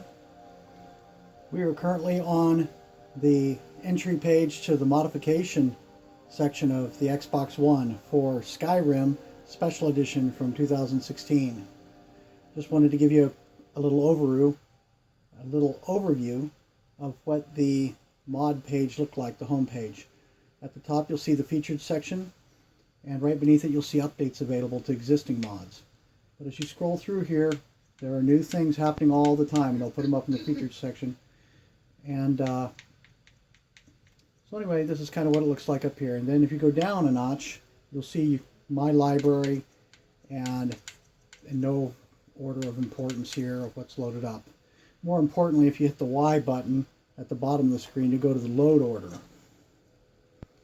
The load order is what's really important, and what loads up first, if I understand it properly, is from the top of the list is your most important stuff. And certain mods rely upon other mods. So you want the base mod, the most important one, the main part of it, at the top or higher in the load order. So then down here, if there was a part 2 to the campfire system, it would need to be loaded in somewhere below the top. This is one of the most important parts of the way I play, is because I really like the hunter and survival type setups of being outdoors, out in the countryside, out in the wild, so to speak. So as you're going through here, you'll see different ones: campfire, survival mode, fix. Sometimes fixes and patches will come out. You'll see conflicts all the time when you're installing a mod and it conflicts with something else. You'll have to find out through trial and error, or the hard way, what's going to work.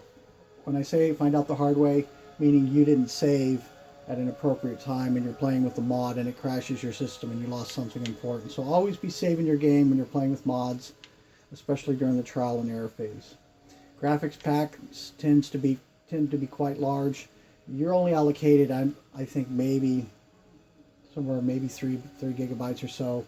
I'm not really sure on the specifics anymore. I haven't looked at it in probably over a year as to how many gigs are allocated, you're allowed or allotted for your mods. So scroll on down through here, you'll see a lot of the different types of things. If you have a question, you see something flash on the screen up here and you have a question about it, let me know in the comment section before, and then let me know in the comment section below. And as always, remember to like and subscribe. Hit that notification bell so that you can be notified as soon as my next video comes out. And be sure to share it with all your friends or anyone that might be interested in this kind of material or content. Let's jump into it. Let's get started.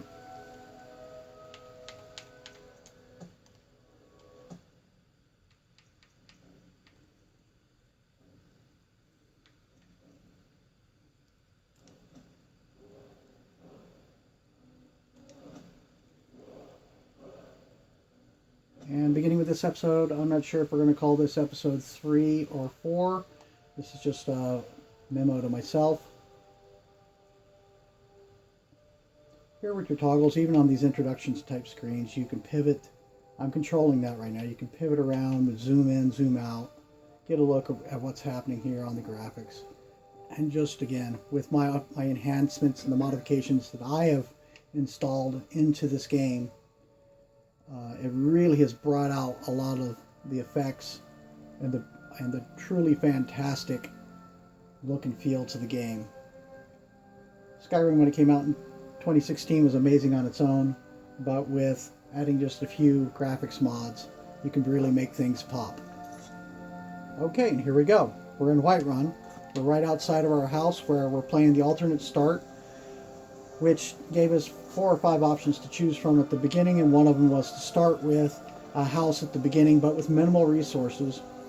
And this allows us to really skip the stages of the game where they make you watch a 20-minute video at the beginning and all the struggles. It really takes you to try to have just a home base of the house.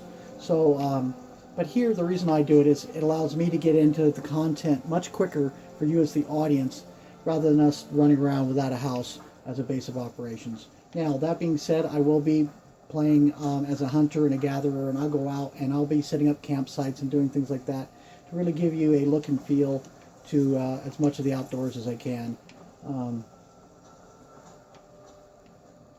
I will try to use third person as much as I can. It's not something I enjoy doing. It's actually awkward in this gaming system for combat. So let's keep in mind here also that the blacksmith has helped us, and once an individual helps you, they're likely to help you in the future. So always check in with them to see if whether or not they, got some good pieces out here if you can buy. More inside. If they might have something for you to do, or some interaction might lead you on a quest. That I do. I've got to, if I hope to be as good as Yorl and Raymond someday. In fact, I just finished my best piece of work. It's a sword. I made it for the Jarl, Balgruf the Greater. It's a surprise. I don't even know if he'll accept it, but listen, could you take the sword to my father, Preventus Avenici? He's the Jarl's steward. He'll know the right time to present it to him. I just realized I should probably start reading the responses that I'm going to click on, because I've noticed that when I watch the video on a mobile device, you can barely read it, if at all. So I'll go ahead and make it a habit to say what my response is that they're going to respond to. So for example, their choice is another time, maybe, or I'll do it. I'll do it. Thanks. I'll take my leave then. Her father is the counselor or advisor to the Jarl. So he works up in the palace. We've met him before, I think. And following the advice of some strangers will often set off a series of quests or some important gameplay aspects. Normally I don't like getting involved in quests until I'm equipped up, have the appropriate level of armor and weaponry and or skill. We have no skill with our weapons yet, really. We're just starting to get the hang of the bow. We don't have any real skill with the sword.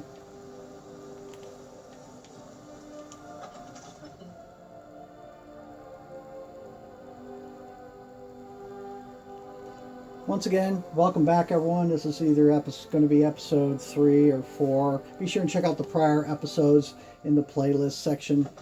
And welcome to Misadventures of Wolverine channel.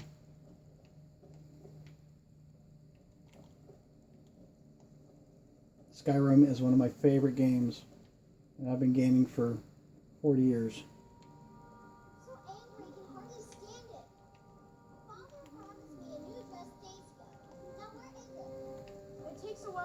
There's her father. I serve Jarl Balgruf as steward. The Jarl is, as you can imagine, very busy. Perhaps I can assist you. See that second option in the list here? It says, I'd like to purchase a homestead outside of the city. If we didn't have the Breeze home that we currently have, they would have offered to sell us the Breeze home for 10,000 gold after we had accomplished a couple of tasks for them to make us eligible to buy home or have property ownership in Whiterun. So in this case, it looks like we could have a goal of trying to obtain a second home. But here, we're here for something else. I have a sword for you from your daughter. From Adrian? Ah, this must be that weapon for the Jarl. Poor girl. So eager to prove herself. I'll present it to Balgruf when his mood is agreeable. Thank you. Please, take these few coins for services rendered. 20 gold added. Balgruf's great sword removed. Enjoy your visit to Dragon's Reach.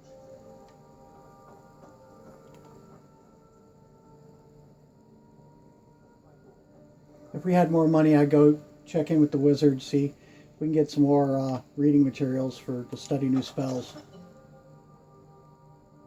But we need to make some money, so we're going to have to adventure. Let's remember also, we did find that robber's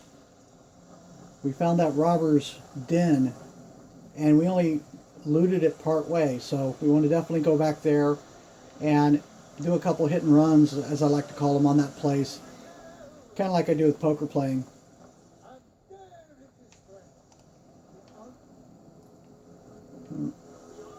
Hit and run is actually a frowned upon concept in poker playing, so I don't truly hit and run.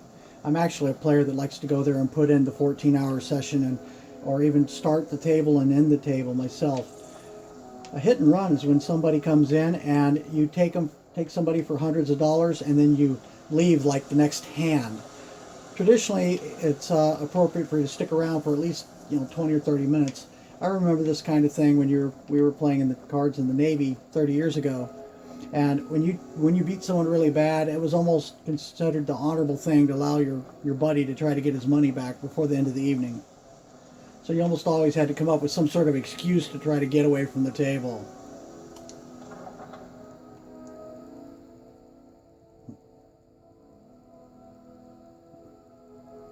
Try using a fictitious girlfriend. That works. I gotta get home today. I gotta go see the girlfriend. Where's this girlfriend we've been hearing about?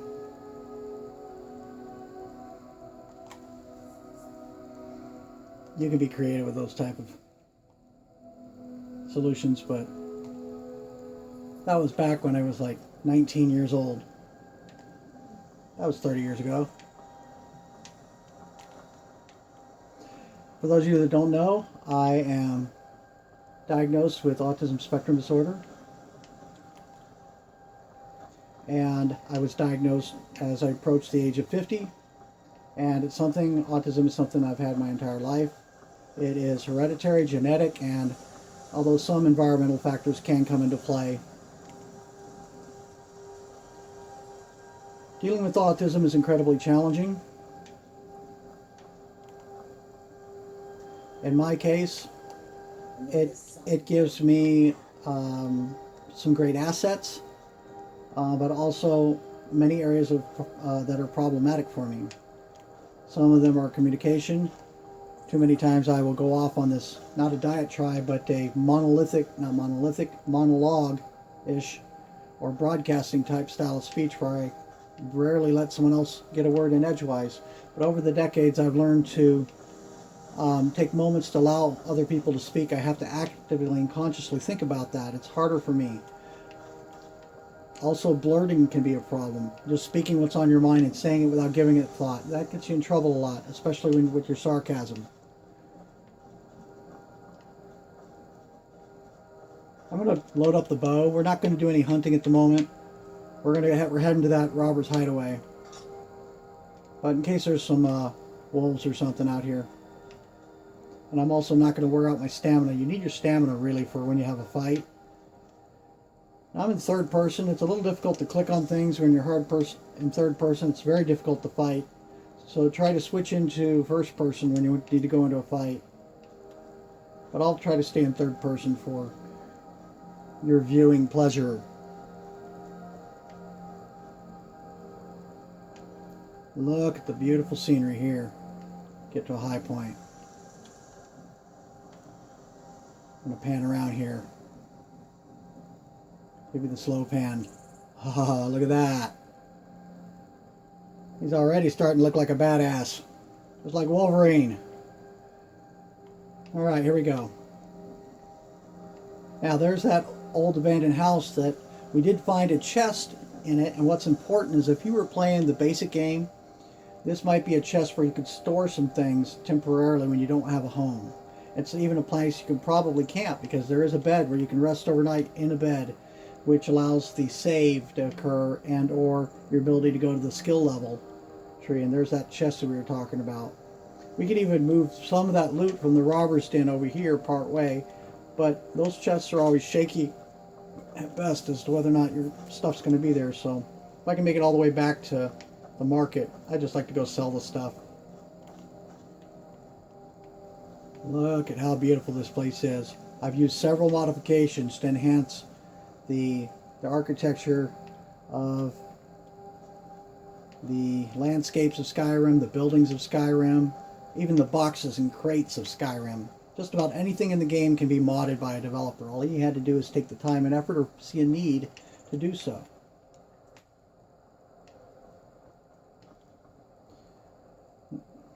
I myself have developed application before, and so it's a lot of work for when it comes to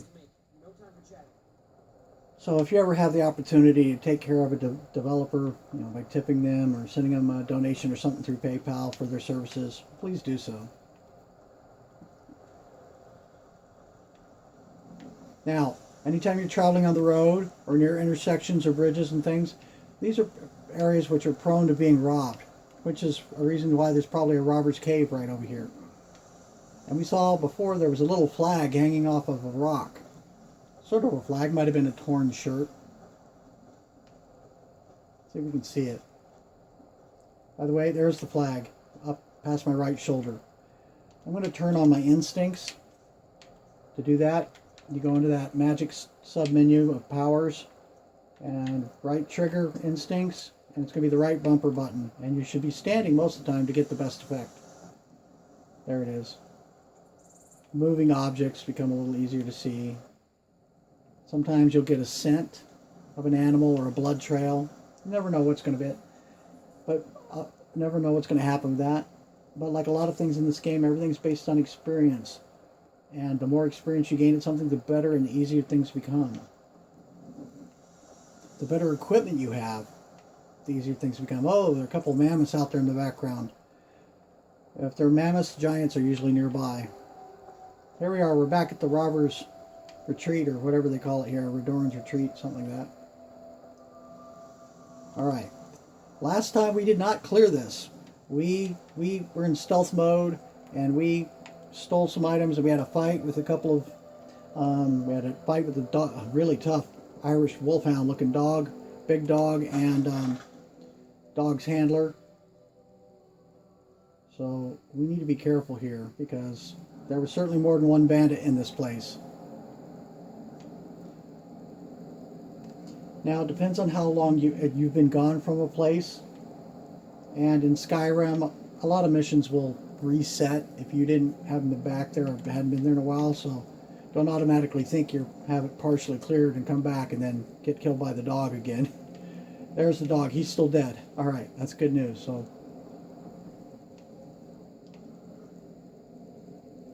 right, we're going to be very careful. I'm going to break out the bow. We are in stealth mode. See the white line? I can hear a voice, and I hear rattling bones. Usually that's like someone coming through like a curtain of rattling bones, sort of like a poor man's alarm system, or like a beaded door.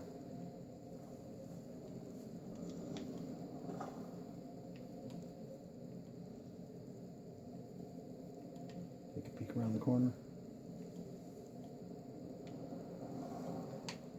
Really love the game allows you to... I think we emptied this chest already. Yeah, this is where we picked our first lock here. So the chest is open. Oh, we forgot to take that scroll from before. Alright, let's do it. And plus all this stuff is here, all kind of loaded with fruits and vegetables probably. We'll check all these when we come back. But right now, the first thing we're going to do is we're going to save. Oops. That's the start button. The right little start button. And over to system and just go to save. Don't do the quick save, because quick save, which is okay, but that'll replace what's shown in the menu as an auto. And if we were to try to load from the last time, it'll replace one of these last autos. And you would rather do a manual save, and this way you'll get a sequenced number save. Now your saves across all your profiles can add up to a lot of memory, so you need to wipe some of them out every now and then, or else it won't let you save again. If that's a problem, you're going to be losing data. So I've cleared out some of the saves before I started on the prior videos, so hopefully it won't end on us. Hopefully I'll be able to save. No matter what, I'll have the video. Alright. Use my instincts button. You can't do it too often. Seems safe.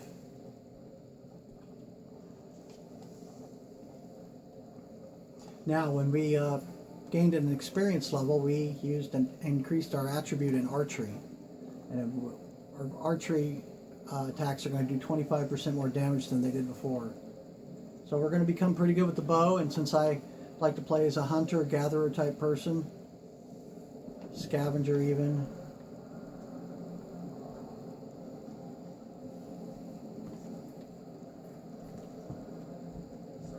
Okay, I think this guy's around the corner here.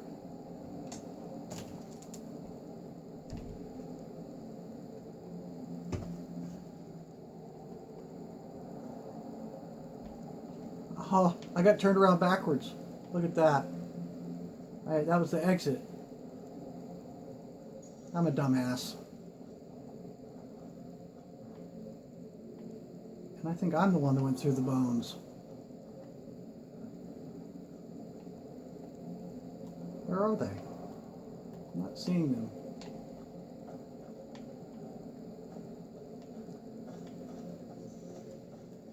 Nope, that's got to be him. Shit, we just tripped on something.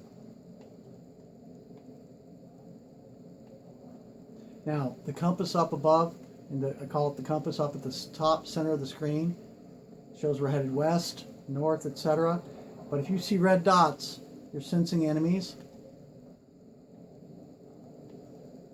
Basically a target.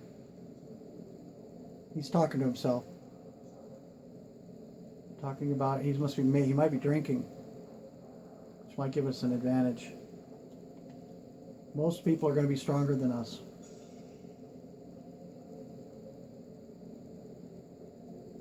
I'm going to hit save. There we go. Let's remember we are in a bandit cave here. Although negotiation sometimes can work in situations. Make sure we got iron arrow. We have one bone arrow left. We weren't. I guess we didn't recover all of them, but this is our one of our most powerful arrows for damage wise. It isn't a specialty weapon. Try to save these fire and ice and type things, other arrows for really in unusual situations because we don't have many of them at all. Alright, so we'll go, maybe we'll load the bone arrow for our sneak attack. Can't miss our sneak attack. We really got it. If you can get a critical strike, sometimes if you're motionless, you're motionless when you shoot and get a sneak attack, you can do more damage. This guy's got to be around the corner here somewhere. We'll sneak up on him. He's still singing and probably drunk. There he is.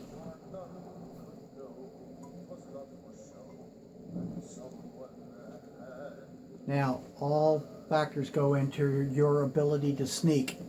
The type of armor you're wearing. So in this case, if we were wearing plated mail, it would be a little harder for us to sneak, but we're wearing light leather armor, which is great for trying to sneak. It's what a lot of thieves and assassins will wear, will be light leather armor. Now, let's remember, let's get out of this sneak mode as soon as we fire.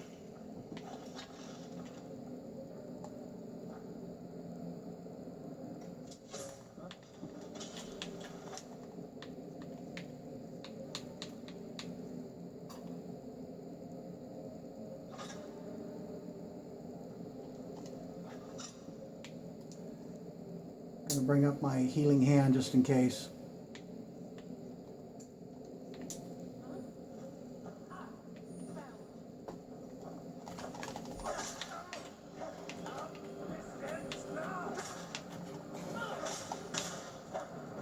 I didn't realize there were two of them. We're in trouble.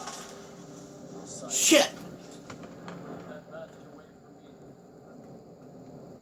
Damn it. After all that, we snuck up and realized there were two of them. Not sure we can handle the situation. We have to take the first guy out maybe with a specialty arrow. And then maybe stay hidden. We'll try it one time maybe. Maybe a fire arrow. Even though it says 5 damage, or the damage is less than the bow and arrow, it has an after effect, so let's try this again. Sometimes a scenario is just beyond your abilities at the moment, and you have to learn to walk away, just like in poker. Know when to walk away, know when to run. Never count your money when you're sitting at the table. The Gambler by Kenny Rogers, may you rest in peace. Around 1970 something, 78, 77, 79. Okay. There's my autistic memory again for those weird factoids. I wish I had a photographic memory for poker hands, but sometimes I can't remember a flop turn a river that from a hand I played yesterday.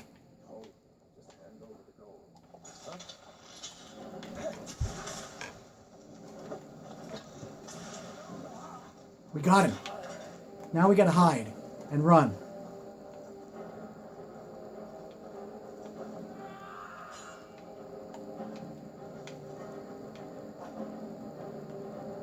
If I turn around and try to fight backwards, I'm afraid I couldn't run fast enough holding the bow. But if I try to run backwards, I'd run into a pillar or something and then they would be upon me. Alright, we know 2 arrows can take the guy out. We'll try again. Flame arrow. But I want to get the shot off without alerting the second person. So I don't want to walk all the way up there. I'm going to wait till he walks past and then it comes into this field of view right there.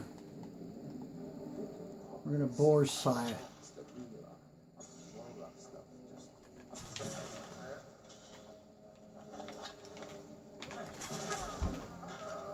Now run. Put the bow down and run. With the left bumper button, get back to an area. Get back to an area you can easily defend. Go back into sneak mode. These are tips and tricks on how to handle a really, really strong situation yourself. And when you get to a safe spot, heal yourself. I don't think we have any potions left, but we have our healing hand and enough magic power remaining. And go back to your bow. That's what you're best at. You kind of suck with the mace. We don't have any skill with it yet. And we want to go back to clear this place out. And do a save. Alright. There was another individual that was ready to come at us. Do we have a fire arrow? 3 fire arrows left. If that guy's level of strength was any indication, we'll probably need 2 arrows, 2 specialty arrows to try to take out one of these strong bandits.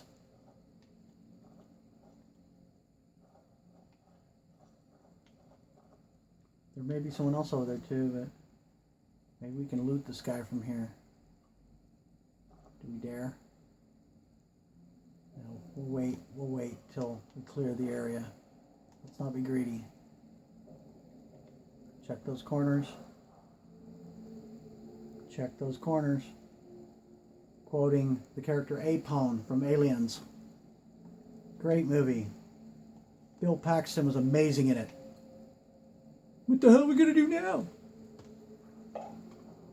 This little girl survived all this time with no training. Why don't you put her in charge? You can count me out.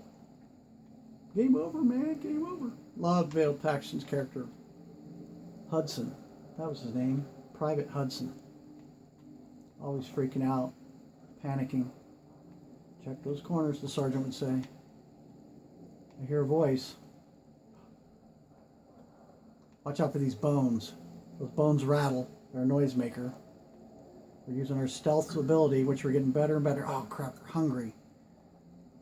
Your fighting's never as good. Back into a corner that you can defend easily. And then you want to get a a sneak attack shot in on somebody strong. I see him now, sitting on that crate. We can get a critical strike with the specialty arrow. Maybe we can take him out in one shot. Okay, save.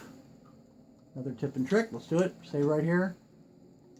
Especially important. Oh, see that save load operation failed? What that means is we can no longer save the game. That means we have too many saves in there. So what I'm going to do is I have to go to Start menu, Load, and then I'm going to go down through some older game, part of the game that we don't need anymore, and I'm going to go hit the X button to delete a couple of these. I definitely want to do this before we have this fight, because we could very likely be very careful not to load up one of these things. That was very important. I'm glad that came up. It's a very important trick. Look at that, I almost hit load this game. No, we want to delete it. Now B button gets you back out, back into the scene, and then go to the Start menu again, and this time we'll save. We should be able to save. That's how we fix that problem.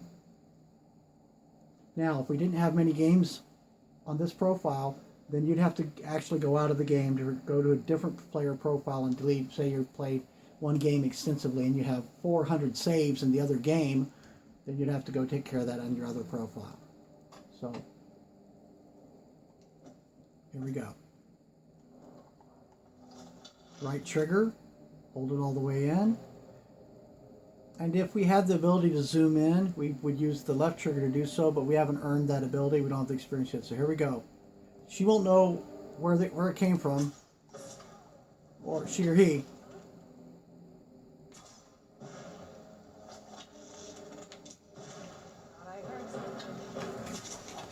Help! We need to get the sword out. She found out where we were at in a hurry, and we need to, I don't know if we have any potions left. Now would be time to get down it. Minor stamina, light feet. Maybe we could run if we had to. Let's drink them both. And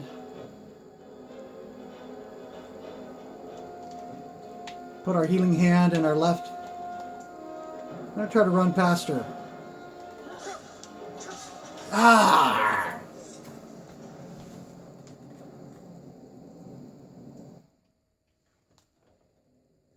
Alright, let's rethink this again. She's really strong. Maybe we get the sneak attack shot from an easier place to run. We got one shot off, it seemed, without her knowing where we were at, but it's the second, and we missed with the second shot.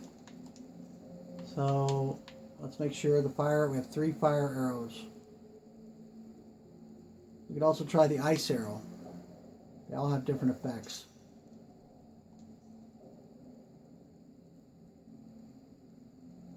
Try to aim a little higher towards the neck or the head, maybe. Alright, here we go. Try to get into the second shot. We hit twice. We hit 3 times. Switch to the other arrow. Make sure which arrow you're going to fire up. Fire arrow. She doesn't know where we're at yet. And the last one. Go into the sword, or the mace. Can't believe this person took 3 or 4 specialty arrows.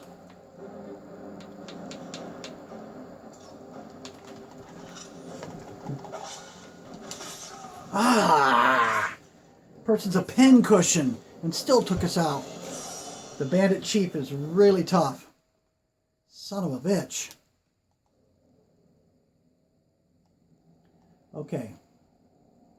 So now we know we can't do it with just the bow. Our strength and skill is not enough. Although we got 2 shots off, I think, before they realized where we were at. Let's try it again. Let's try the lightning arrow.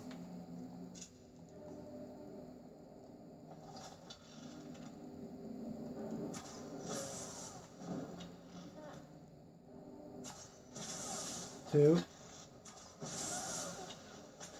Allowing the arrow to fully extend gives it the most power. That's another tip. Okay, let's get out the mace. And we're going to take our potions and run. You got to get out of that sneak mode.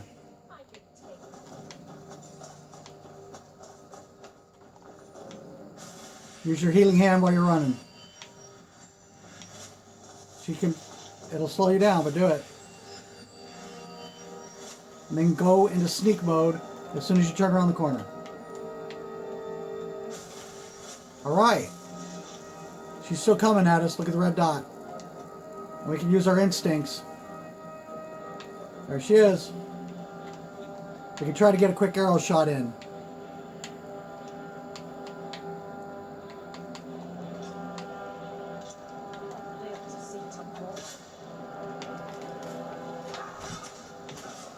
Ah, we missed with our arrow shot.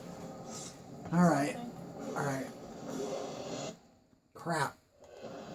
Alright. We fumbled with the bow, trying to get to the bow. Unfortunately, we're not as strong with the mace.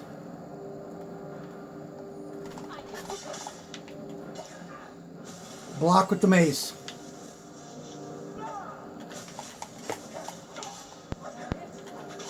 Ah! So tough. We can do this. Have the mace ready. Let her swing first and miss. Heal when you can.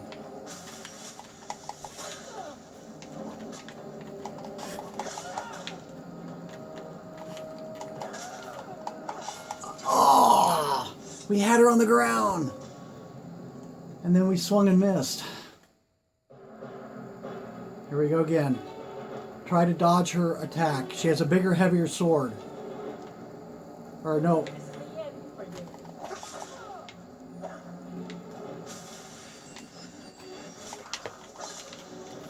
Oh! Just lost our head. We keep running into something behind us when I try to back up. Try to give yourself some room to move around. First strike.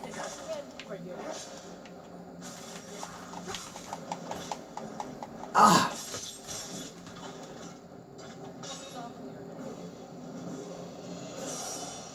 We might have to exit this one.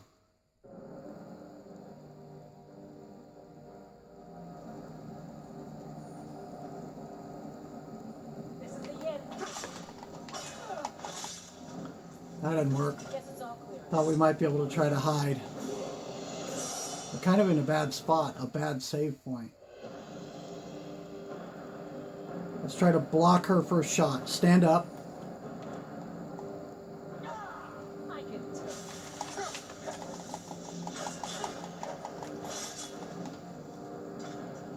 This is a lesson on how to deal with frustrations. Alright, let's get another weapon in the other hand. We'll try that. Stand up. We're stuck in a crouched position. That was one problem. We're going to go mace in the right hand. Woodcutter axe in the left. I guess that's all we have. Maybe we can block with that. And then we don't have any other potions to help out with. No, we have no skill with the maze.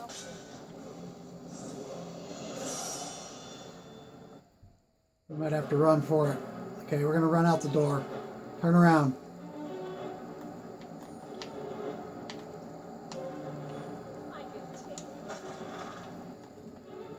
And we are going to run till we're healthy, full strength. Live to fight another day here. You're outclassed, you're outmatched. Avoid the target.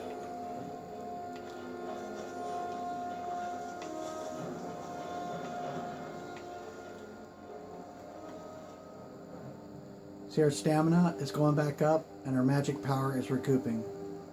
And we can heal ourselves.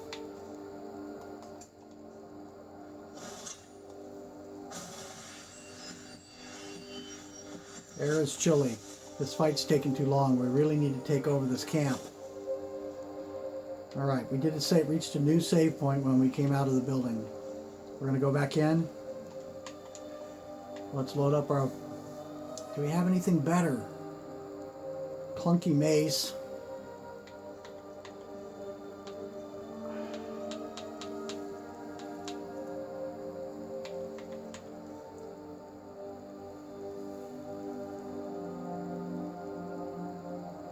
Summon to raid. That won't help us in this situation.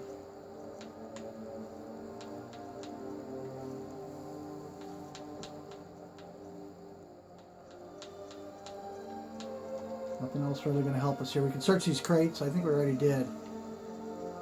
Just find anything else that might help us inside.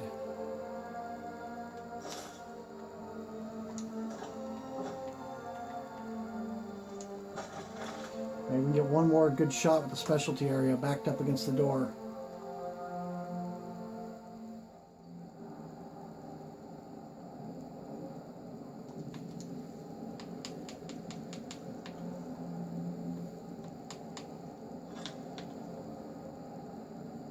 Ice arrow. Try that.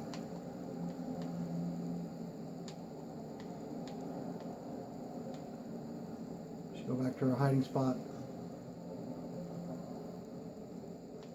Maybe we can pick up a better weapon off that dude that we took out near the doorway. Something to block with in our left hand would be helpful.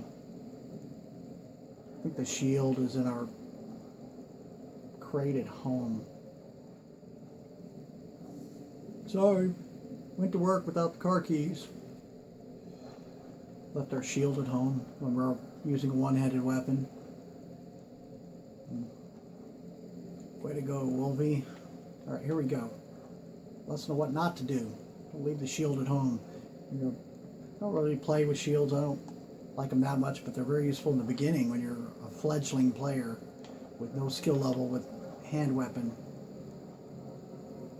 Alright, let's see if we can get a weapon or something off this guy. Warhammer's a big, huge beat stick. I don't know how effective it'll be in our hands. It's a two-handed weapon, but you can block with it. Alright. We'll just take these things. He's not going to be needing them where he's going. That's a quote from Eddie Murphy's comedy routine around 1980. Hey man, both your legs is broke. You sure? You can't move at all? I'm just going to take these sneakers. You won't be needing these where you're going. Okay, here we go.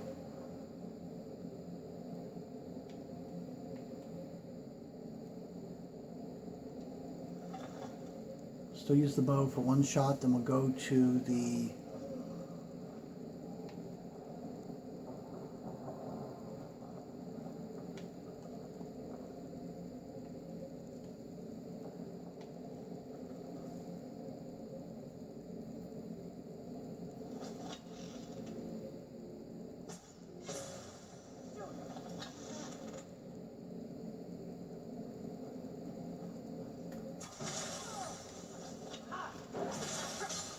switch to the Warhammer and then stand up. It'll take two hands. Block. I hate that coming out of the stealth crouch. We can do this. We can do it. No matter how tough a scenario is, you can usually find a way through it, even at a lower level, but it's very, very tricky or complicated, but sometimes it's just too tough. But I'd say 90% or maybe of the time, if you really look hard, you can find solutions. Kind of like Dumb and Dumber, so you're saying there's a chance. More like 1 in 1,000? More like 1 in 1,000,000. So you're saying there's a chance. Okay, here we go. Once again, thanks for putting up with me, and if you're still here with me, remember to like and subscribe, hit that notification bell, and share this video with your friends. to be entertained by Wolverine while playing Skyrim. Favorite game in the world. One of the favorite games. Alright, stealth mode, bow. Let's try fire arrow. We'll go hit him with the 2 arrows and then we'll have to draw the warhammer. It's big, heavy, and clumsy, but we can block with it. Don't run into the bones. And alert your presence. You need that sneak attack.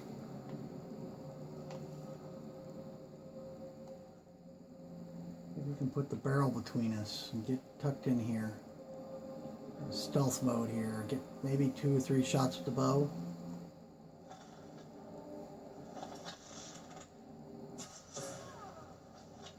Someone there? Missed with the second shot. I missed with the second shot. Damn it. Gotta get the...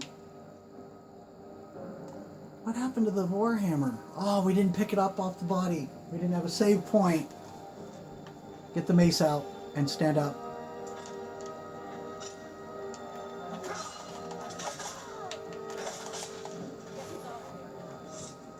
Yes. This episode's going to be Wolverine getting his ass beat on level 1. Oh, excuse me, level 2. Alright, here we go. We're up off the strong mercenary that we took out. Bandit, whatever he is. Load up an ice arrow.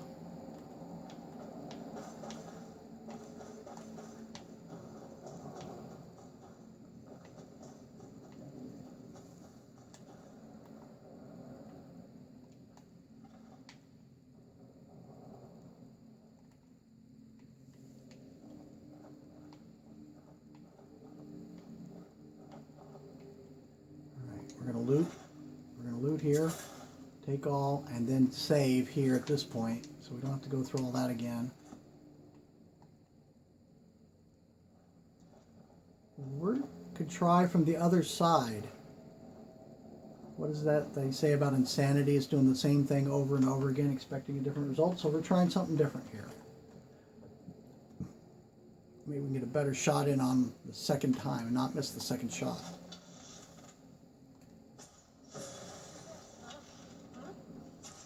Yeah, there's 2 shots. 3 shots. They still don't know where we're at. Awesome. That's the solution there. Okay, warhammer time. I heard something. We suck at it though. Unbelievable. Multiple specialty arrows. That person's a pincushion and they still take us out with 1 shot. That's how tough they are. Here we go again. I got to put a 4th arrow in them.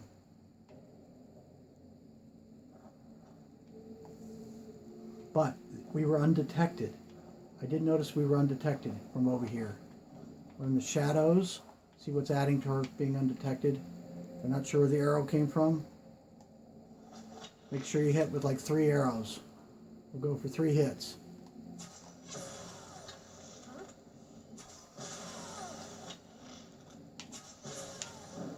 Maybe 4. Warhammer time. It's Warhammer time. Action Impact on Demand by Wolverine. And we just lost our head.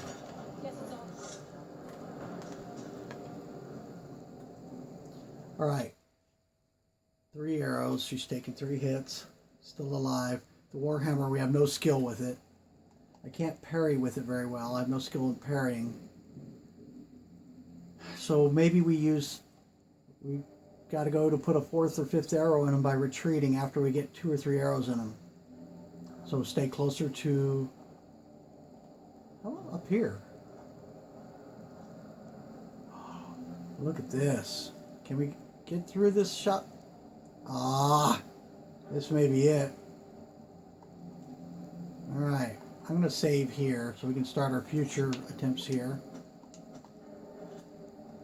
And I should be able to run straight back down the hallway. But I have to remember there's a turn when I'm backing up. I'll back into this wall probably.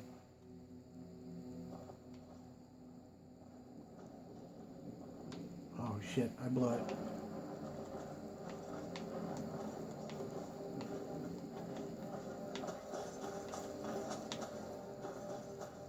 Get to a point we can defend better. You won't live to see tomorrow.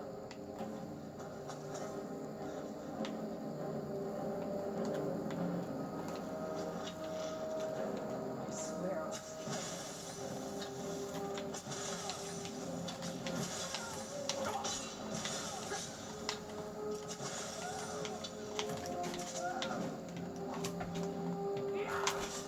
That almost worked.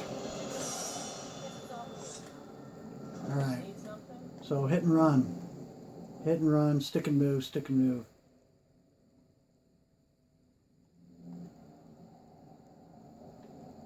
So this time we'll get the sneak attack in without alerting her. That didn't work.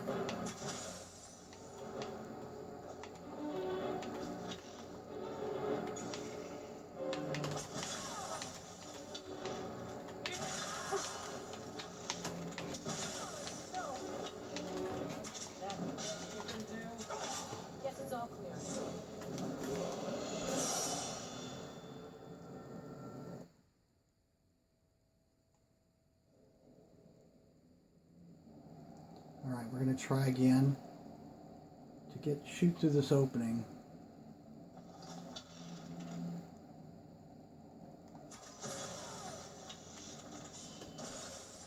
That one didn't go through.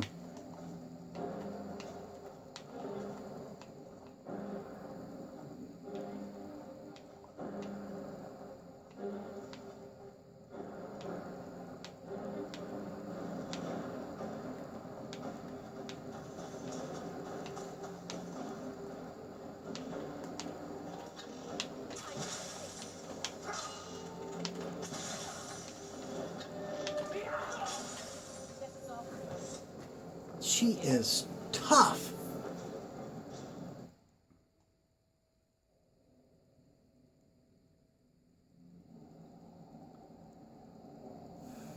Looks like we can only get one shot off here. And then run. One shot here, then run. And take your other shots from down the hall. Get a jump, start on the run. Get to a next vantage point.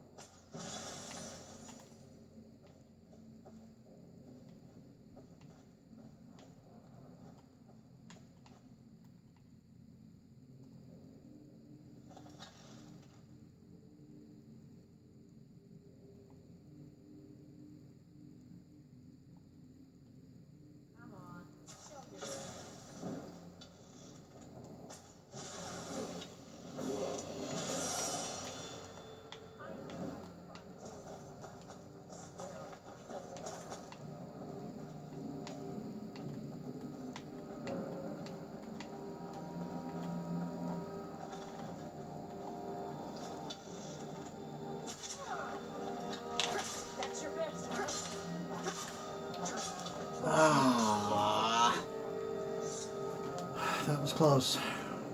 I ran out of the specialty arrow and then it tried to load something else. You got to do that manually faster.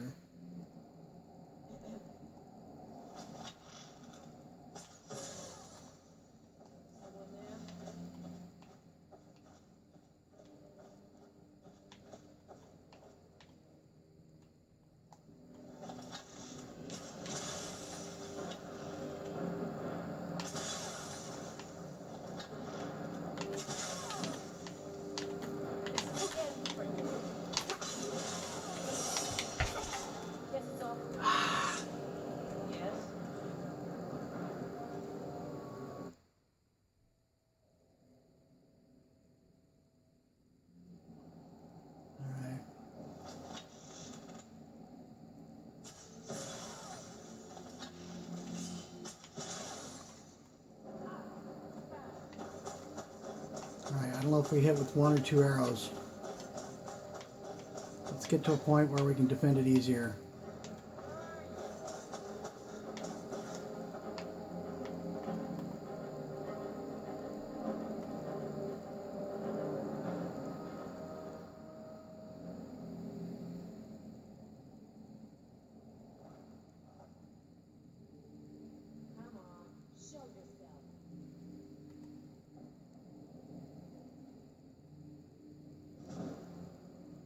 Sneak increased to 19.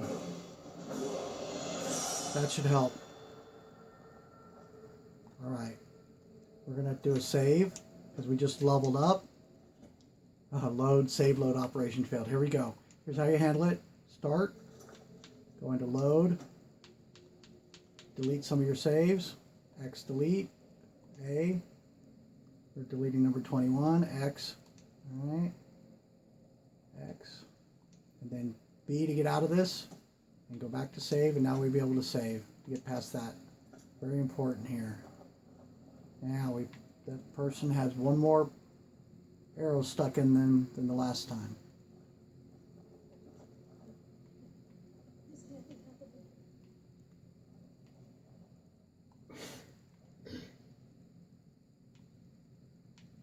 I heard her freaking out about something.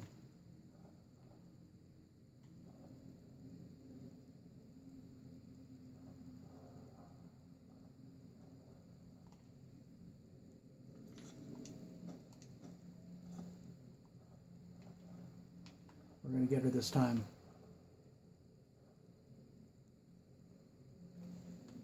Please also keep in mind that with all my modifications to the game, I make things extremely challenging for myself. Even on the, especially I guess on the earliest of levels with minimal equipment and lack of skill. I like playing the early levels a lot. 40 years ago when we played Dungeons and Dragons in the late 70s, it was always rewarding or somewhat satisfying when you started over. Frustrated that you lost your character, but when you started over, every object you obtained, every simple piece of gold that you collected sometimes seemed more special than when you had 50,000. I think that might be also the case in real life. Once you have everything in life just handed to you, then what do you have to live for? You really want to be able to appreciate the things you obtain in life and appreciate your successes and accomplishments as they come. That being said, I don't want to struggle forever, but at the same point in time, it is, alright, we're sneaking up. Looks like she went back to rest on that spot. Looks like if we're off to the side even a little bit, we're going to bumble our arrow on the... Let's get a second arrow off. We got 2 shots off. Use that bumper button to run faster. Even with the bow drawn, it'll help. And go back into sneak mode. And save. Get a chance to save. Alright, I think we got her. Look at her health bar up top. It's pretty low. That's the lowest I think we've seen. It's within it. How I can tell is between the A of Bandit and the F of Chief. My mind, artistic mind, sees things and identifies patterns and places and things like that. So that's a good indicator as a measurement there.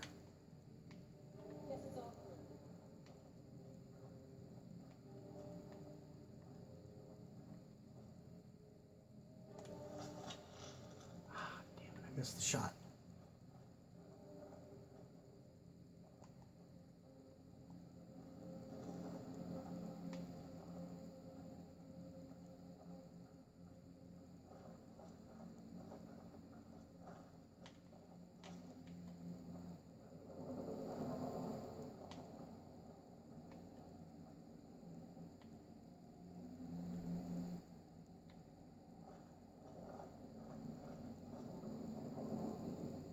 I think she sat back down. It's like the lieutenant and the alien saying the area is secure. No, it's not. The area is not secure. Took a couple arrows to the neck and back, and you're going to go sit back down and have coffee again? Well, that's your ass, I guess. Here we go. What was that? She is almost gone. I'm going to do my run tactic, hit and run tactic again. She won't know what's demons coming out of the walls at her.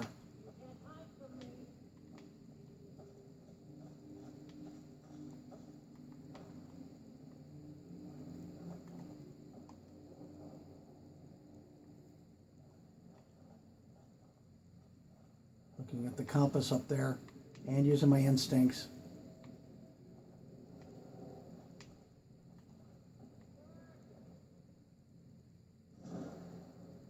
Sneak increased to 21.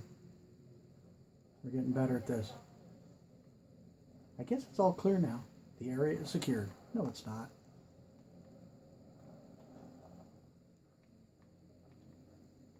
One more shot, maybe. Thing is, I think I'd like to get the experience with the Warhammer. So I'm going to save. Get the finishing blow with the Warhammer. Ah, operation failed. Go into load. Delete a couple of these saves. X, A, X, A, X, A, X, A, and then B to get out of it. And then up to save, A button, and new save. Here we go. Now, I think she's maybe, I don't know, one more arrow shot, and then they'll go to the Warhammer. One more arrow shot. This might be down to my iron arrows now.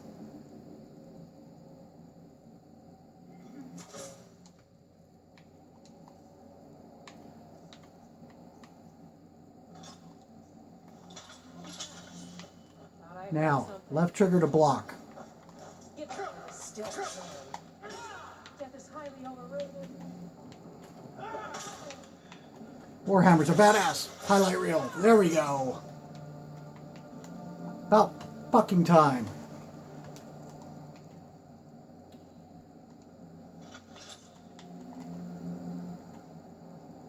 Victory lap.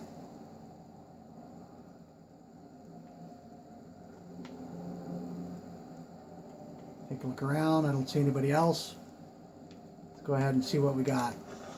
Black pepper, 58 gold, banded armor. That's she was wearing heavy, clunky armor. No wonder she was tough. Iron helmet, boots, ice arrows. Take my arrows back. Okay. Let's loot this place. And first, we're going to heal ourselves because somebody else pops in on us. We're in no position to fight. Use the one-handed mace. That way I can have healing power on my left hand. Search the barrel. Nice thing about this Redorance retreat is it's a great little hideout. You can stash your stuff here. You can use the chests. If you didn't have a home, it'd be a place where you could rest and sleep.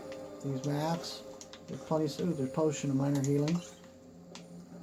Those are bedrolls on the floor. You can lie down, sleep in the bedroll to rest, which we will do here in a bit. Great place to gather mushrooms. Barrels. Barrels of food and stuff. Oh, look at all of them right now. Just leave some for later. Oh, I'm way overweight. Okay. We'll have to pick and choose what we carry, but let's eat something and let's rest. Maybe we cook something. It's been a long day. Apple cabbage stew. Cabbage soup.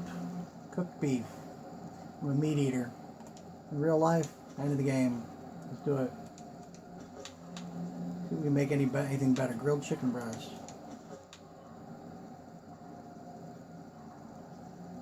Lavender tea, that's the cheaper tea. Like a goat, let's do those. Pheasant roast. Potato soup. Salmon steak. Now there are a lot of modifications for food and different food types, but some have created conflicts in the game. So you'll have to experiment as you use food mods if you're a foodie.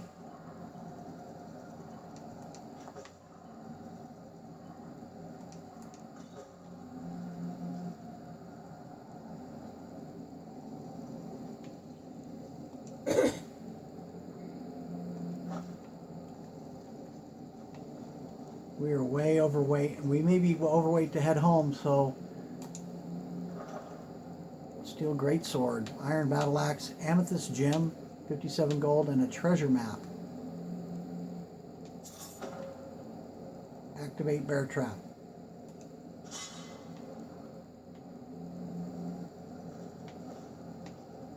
Okay, let's read the map. Be under books, I think. Treasure map number 4. All right.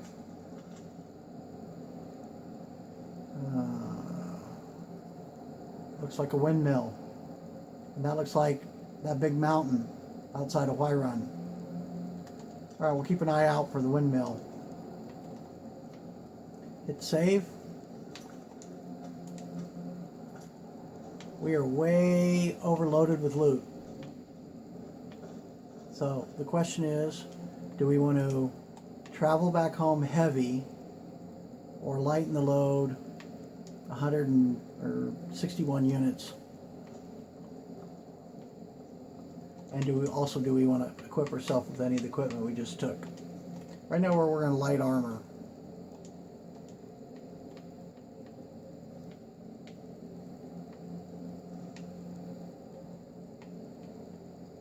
There we go. Might use this for my thumbnail.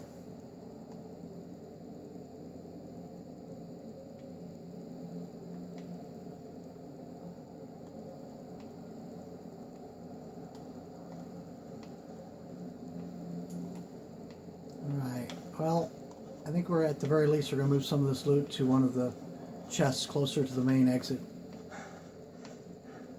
See my stamina bar, it's down to 0. Remember what I said is you cannot regain your stamina if you're overweight. I've been out in the middle of nowhere in this game before and had to crawl off a mountain, but I wanted to hold on to all that treasure or loot that you went to the top of the mountain for.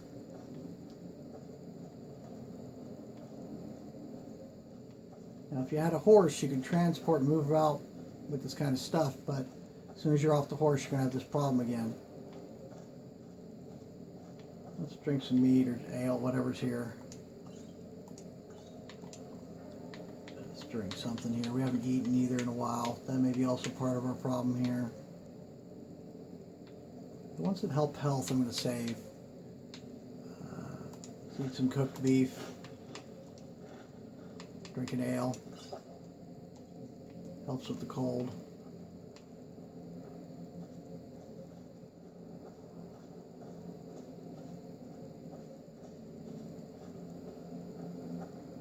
I will likely speed up some of this crawl out.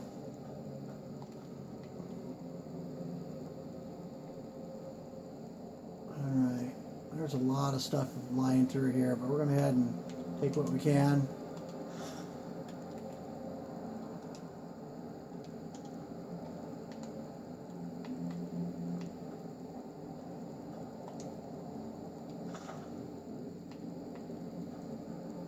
Some sort of book or something that we just picked up. I'll have to look in our books later on. Is it nighttime?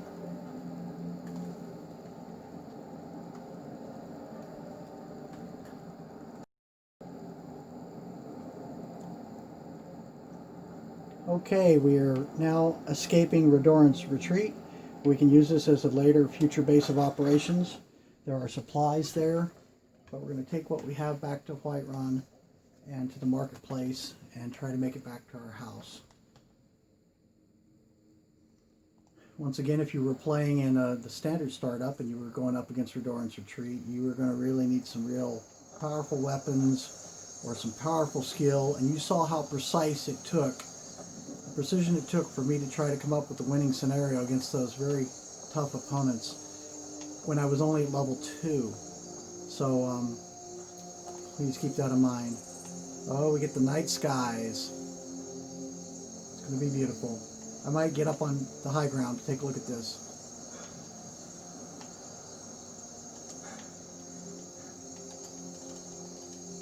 I forget I'm way overweight. Ah, look at that mountain up there.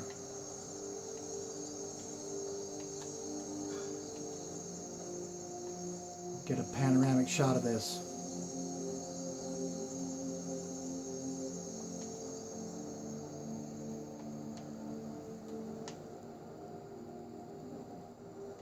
We're going to do this manually. Alright, it's me controlling the joystick here. Sometimes if you're just walk away from the game, it'll do this on its own. Look at that. There's the town. There's Whiterun, the throat of the world, that mountain. The beautiful sky. Okay.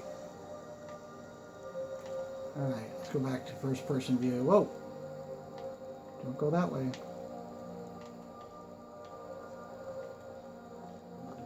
Scramble down.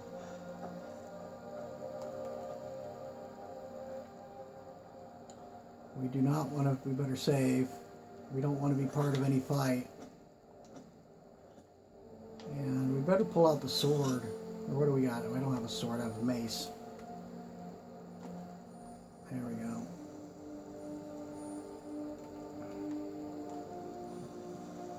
That's a good chance also in time to take a look at your magic powers and abilities. See what you have under destruction, flames, restoration. What's home? Let's see what that is. Bless this place. We haven't done that.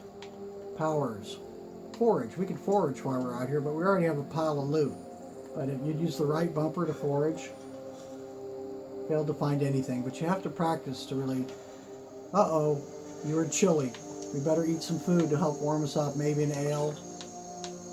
Eat some food. I think I bought a tent. But I really wanted to try to make it home.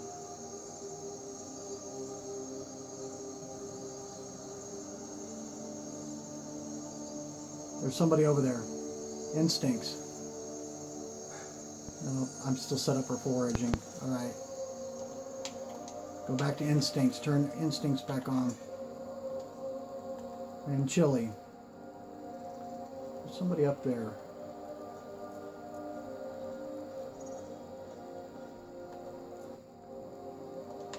Have another ale.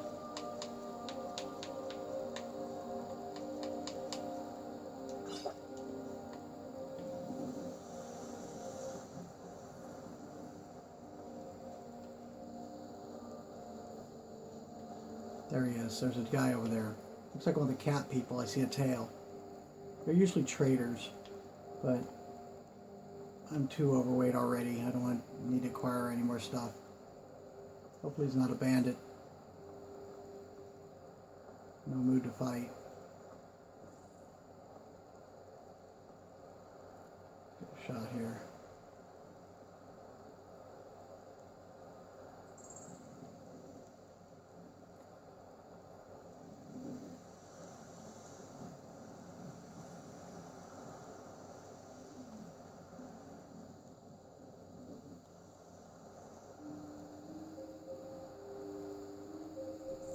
Possible thumbnail here.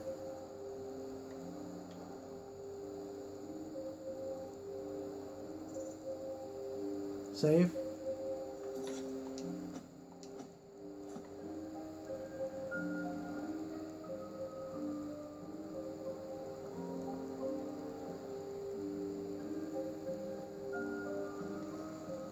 Now, as I mentioned before, that fort there, it's kind of run down, so it's not always a great military establishment.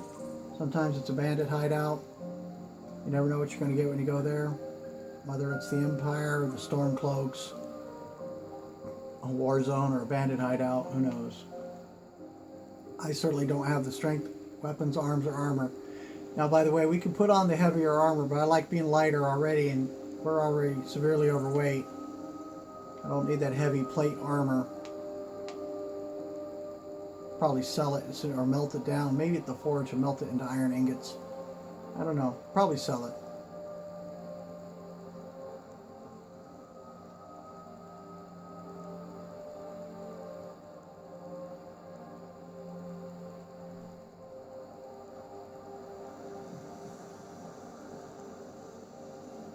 Yeah, we'll see if there's anything else to explore in here while we're here on our walk. Instincts, lantern toggle. I don't know if we have a lantern on or not. Let's see if we have one. I think I have one in supplies. See what that does. Right bumper. I don't know if it does anything. Right trigger. Let's go see if I can equip the lantern. And if I do, it's because I have a mod. Sometimes I have the lantern mod. And I think it's under miscellaneous. But I think you equip it like a... There's a lantern. I don't know if I left... Let's put it in the left hand, mace in the right. Yeah, it won't go on the left. Alright, it's not a lantern I can equip, so I may not have the ability to do it. Go back to instincts. Frostfall. This is where you can control the settings on the winter weather and everything else. By installing the Frostfall mod, you're making things much more difficult for yourself, which we have done. And primitive cooking, Ranger's Craft. We were at a campsite, wanted to do some things there while we had time. Resourcefulness, that'll help you do campfires and also collect firewood, things like that. So, for now, I want to get to a point where we can do a camp setup, but right now I want to get this loot home.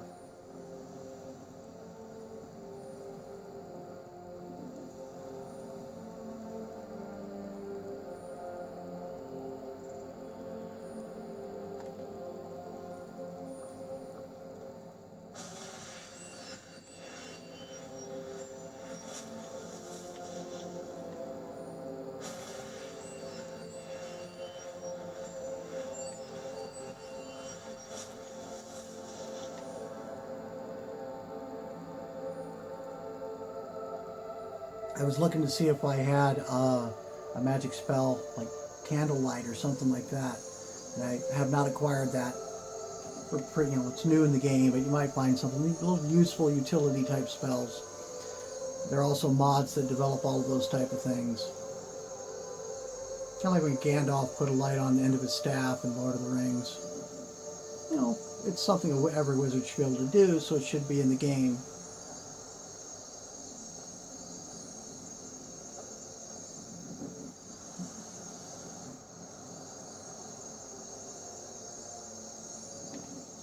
Let's say I always want to pick the cotton. Cotton on the roadside, cotton on the ditch. We all picked the cotton, but we never got rich. Alabama.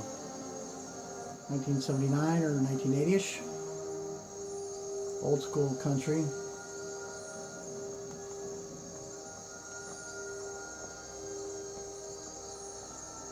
Listen to a little bit of everything. So if I had to listen to a country song, that would be one of them.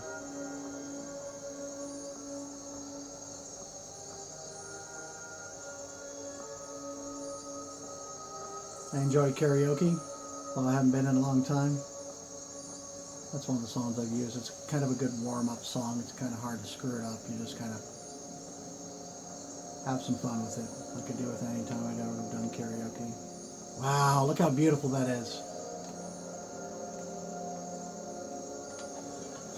Look at the beauty of that shot right there. There's a money shot.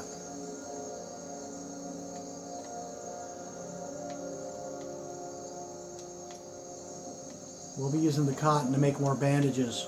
I'm out of bandages. I'm out of potions, healing potions too.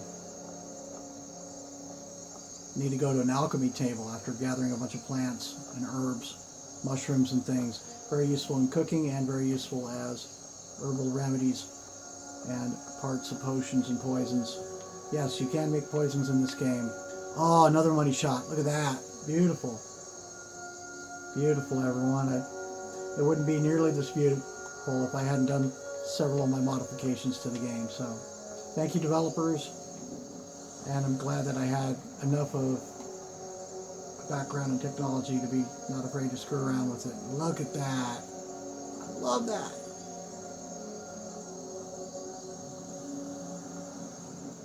Never get tired of looking at it. Look at this. I want to use this as a desktop. Look at that. Gonna be a beautiful desktop there. Computer. How about behind us? What's the view behind us? Oh wow.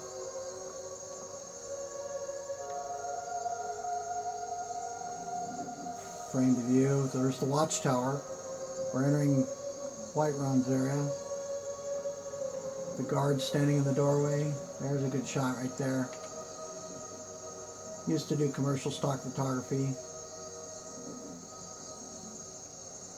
That has certainly helped educate me for my ability to compose video shoots. I'm just newer to doing video, but I'm ramping up in a hurry.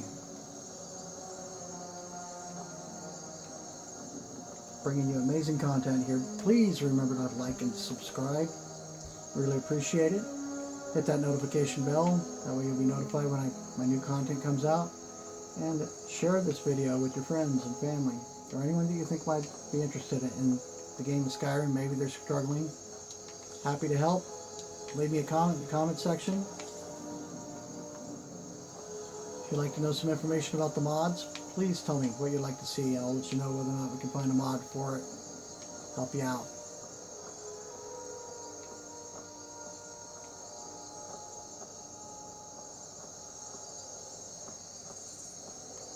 You can also find me at Wolverine Poker on Instagram, and check out the channels, playlists, within my channel. Misadventures of Wolverine here on YouTube. You'll find Wolverine Blades, Wolverine Gaming, Wolverine Poker, Wolverine Life Hacks.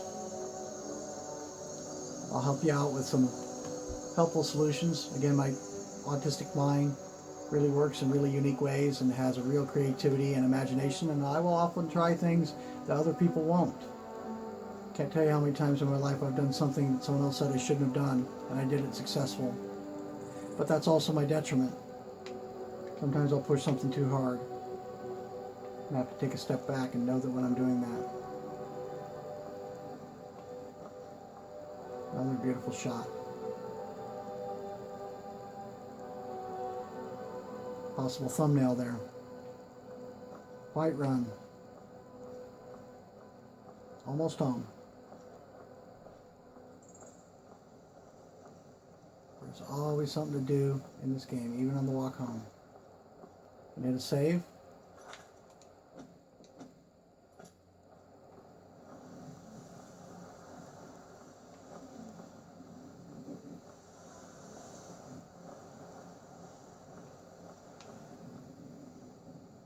Throw to the world.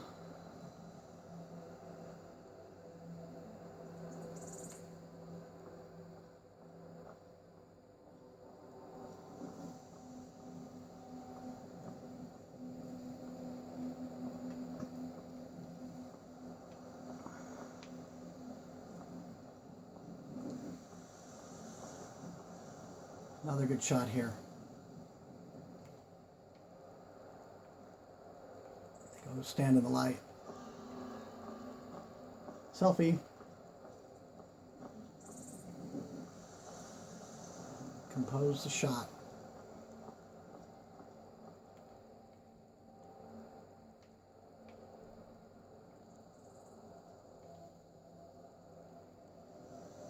There it is, right there. That's a good one.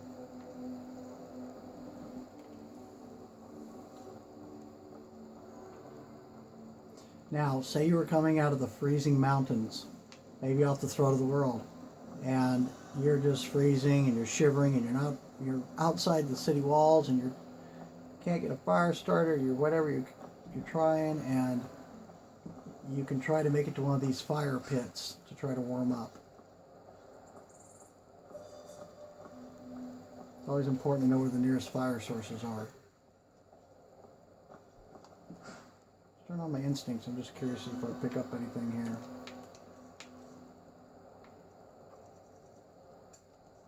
Should pick up the horse and the driver. Yeah, there's the driver and the horse, the carriage.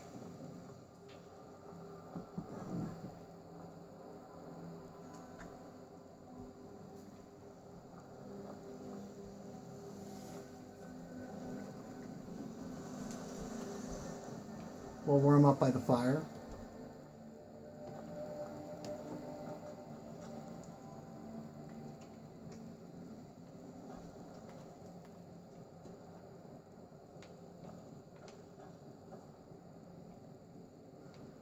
If it doesn't say you're warming up in the upper left-hand corner, I'd try a different fire. I wouldn't rely on the fact that the programmers picked up every fire in the game. This fire up here I know works. It all depends on how thorough they are when they develop the mod. If they do the Frostfall mod to where you can freeze to death, they should make it so that the fires are going to warm you up. And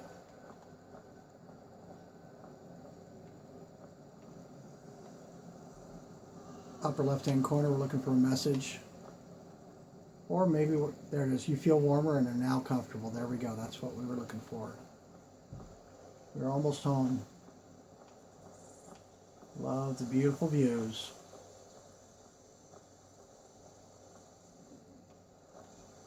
Might call this tour of Whiterun at night.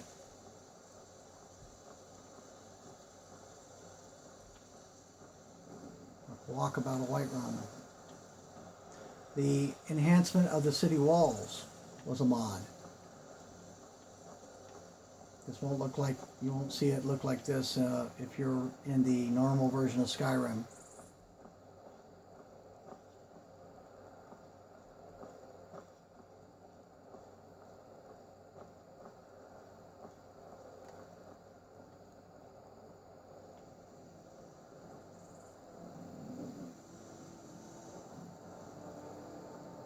Here I'm going to pose for the drawbridge.